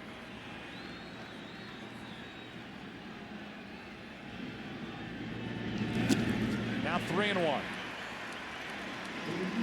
And if you're ever going to get a pitch to hit or bunt with Pujols on deck, you figure to get it here with a count of 3 balls and a strike.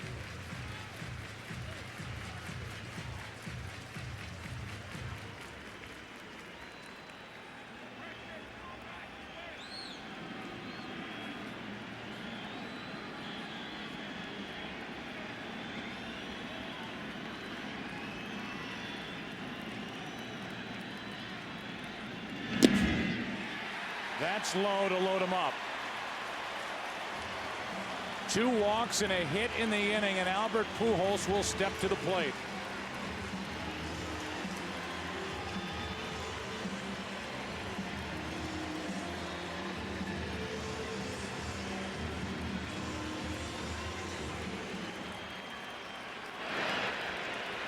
And here comes Jim Leyland, and out goes Fernando Rodney.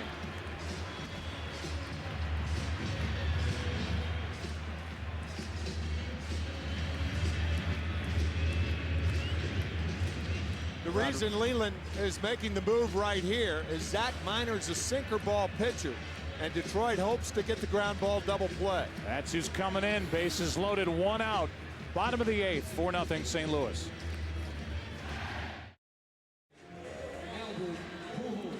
St. Louis already up 4-0 behind Carpenter. Zach Miner takes over with the bases loaded and only 1 out. Pujols will be his opponent. The numbers from the regular season, as Jim Leyland has had to go through all but 2 in his pen. Todd Jones is closer, and Jamie Walker the other lefty. Zach Miner's first appearance in this series in a town from which he reigns, St. Louis, Missouri. From St. Louis, pitching in St. Louis. And he has to face Pujols and delivers a nasty pitch to tie him up. Strike 1. Good fastball off the plate to Pujols. This for Miner is his first appearance of the postseason. World Series Game 3, Pujols. Over but low, 1 ball, 1 strike with flash bulbs popping around the park. Fans here think they are going to see something magnificent. Either that or Miner from St. Louis has a lot of tickets he's left here tonight.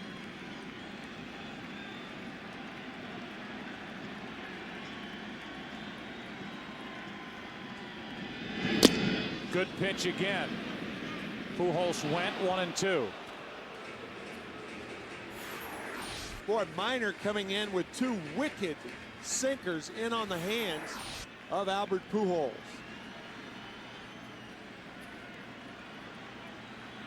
I would expect to see that pitch again.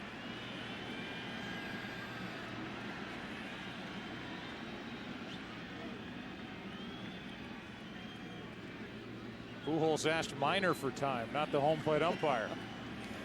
Braden Looper getting loose.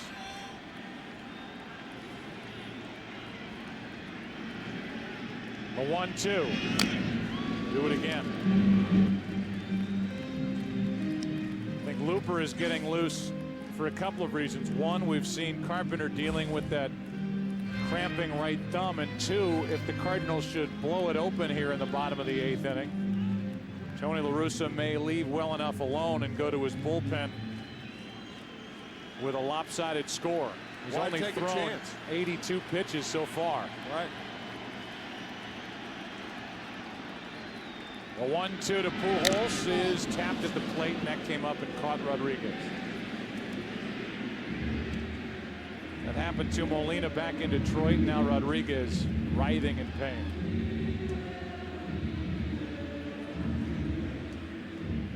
Now the ones that come up, that hit the ground and come up under that protective cup, very, very painful.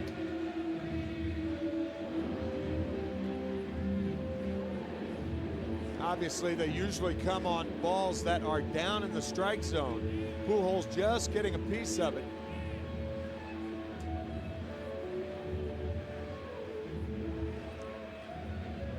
While Rodriguez gets the attention, we'll look ahead to tomorrow night. The probable starting pitchers, Jeremy Bonderman, another good young right-hander for Detroit, will take on Jeff Suppan, who will make his 4th start. His ERA 1.86 and virtually untouched in 2 NLCS starts.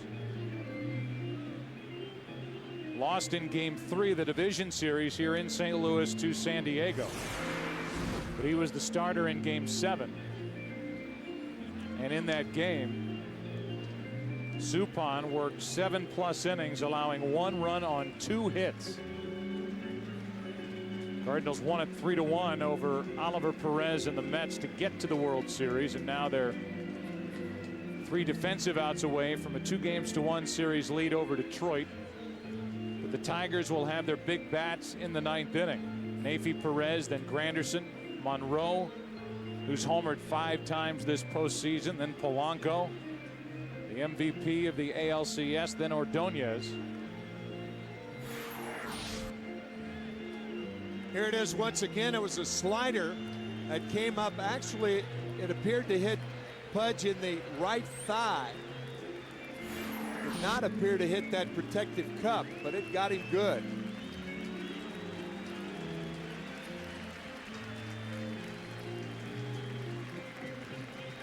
Meanwhile, Minor has made some very good pitches for a guy who hasn't been on the mound since the end of the regular season.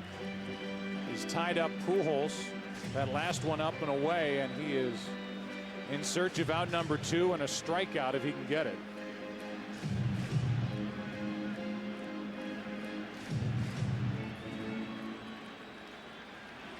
Bases loaded, 1 out.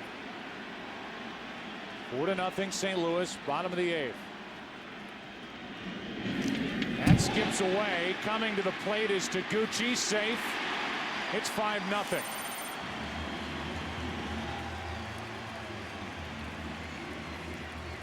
It's a wild pitch, and you have to believe Rodriguez, who's been in some pain. Let's take a look at this pitch, down and in and not shifting over to it. It gets behind Ivan Rodriguez to make it a 5-run lead. They tried to come back inside to Pujols. Remember the first 2 check swings, and then Pujols staying alive. Minor tried to come back in there. It was in the dirt, skips by Rodriguez to add to the Cardinal lead. Now it's 2nd and 3rd, first base open. 1 out, and Pujols is hit by the pitch. And Albert shows how mad he is about it by tossing the ball back to Zach Minor. Well, trying to come back inside. I was a little surprised that Jim Leyland didn't just walk Pujols. Pujols tossing. You don't see that too often. A guy get hit in the thigh and tossing the pitch back to the pitcher in such docile fashion. So now the bases loaded, 1 out for Rolen. And we may very well have seen the last of Chris Carpenter tonight. It's been a 10+ minute rest on a cold night in the dugout. La Russa just got finished saying something to Carpenter. Here's a ground ball to 3rd. Neifi Perez steps on the bag, throws across, out, and the inning is over. Good play by Neifi Perez just into the game. Stepped on the base, threw across, short hop Casey, who dug it out, and Game 3 goes to the 9th inning. Cardinals take with them a 5-0 lead to the field. Braden Looper will take over here in the 9th inning for St. Louis as they lead 5-0. The numbers from the regular season. Tony La Russa trying to position his defense as Jim Leyland will go back to his bench. He had Neifi Perez in the number 9 spot.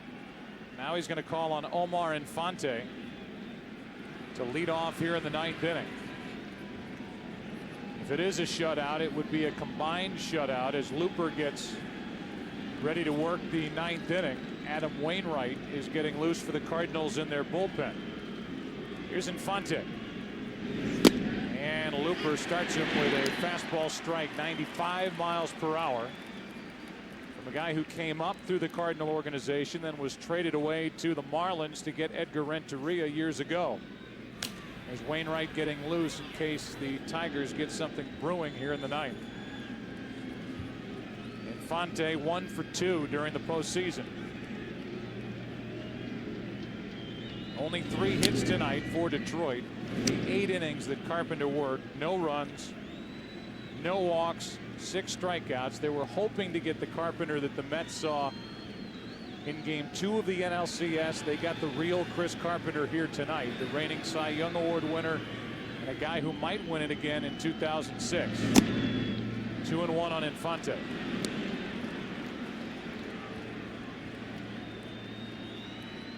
You can watch baseball like you never have before. The best picture on TV, Direct TV. I think the cramping in the hand and the long layoff of about 20 minutes during the bottom of the 8th inning, the combined reason why Carpenter is taken out. Shattered bat, tough play. Rolen stays with it.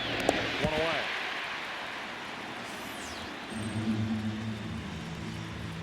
Long delay, cramped thumb, and a 5-run lead. That's why Chris Carpenter's out of the game right now. Granderson 0 for 3. Curtis is looking for his first hit of this World Series. He's 0 for 12.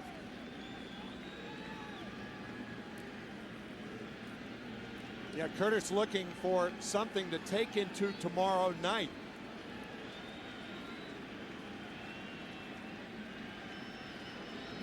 A little high ball 1. Bonderman and Suppan tomorrow night on your Wednesday night Game 4. The 1-0. In the air to left field, long run, Preston Wilson. He's there, 2 out.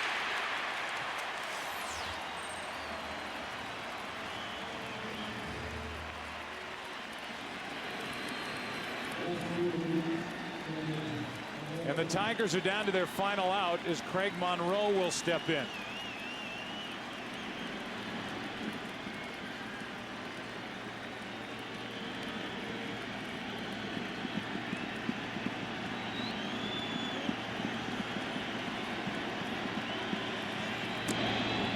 Ball 1.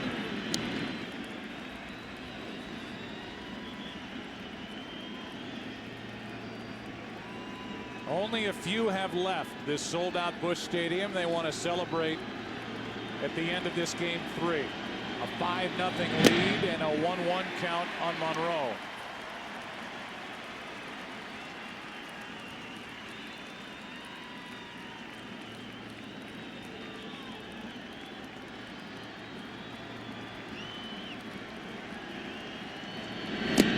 Strike 2.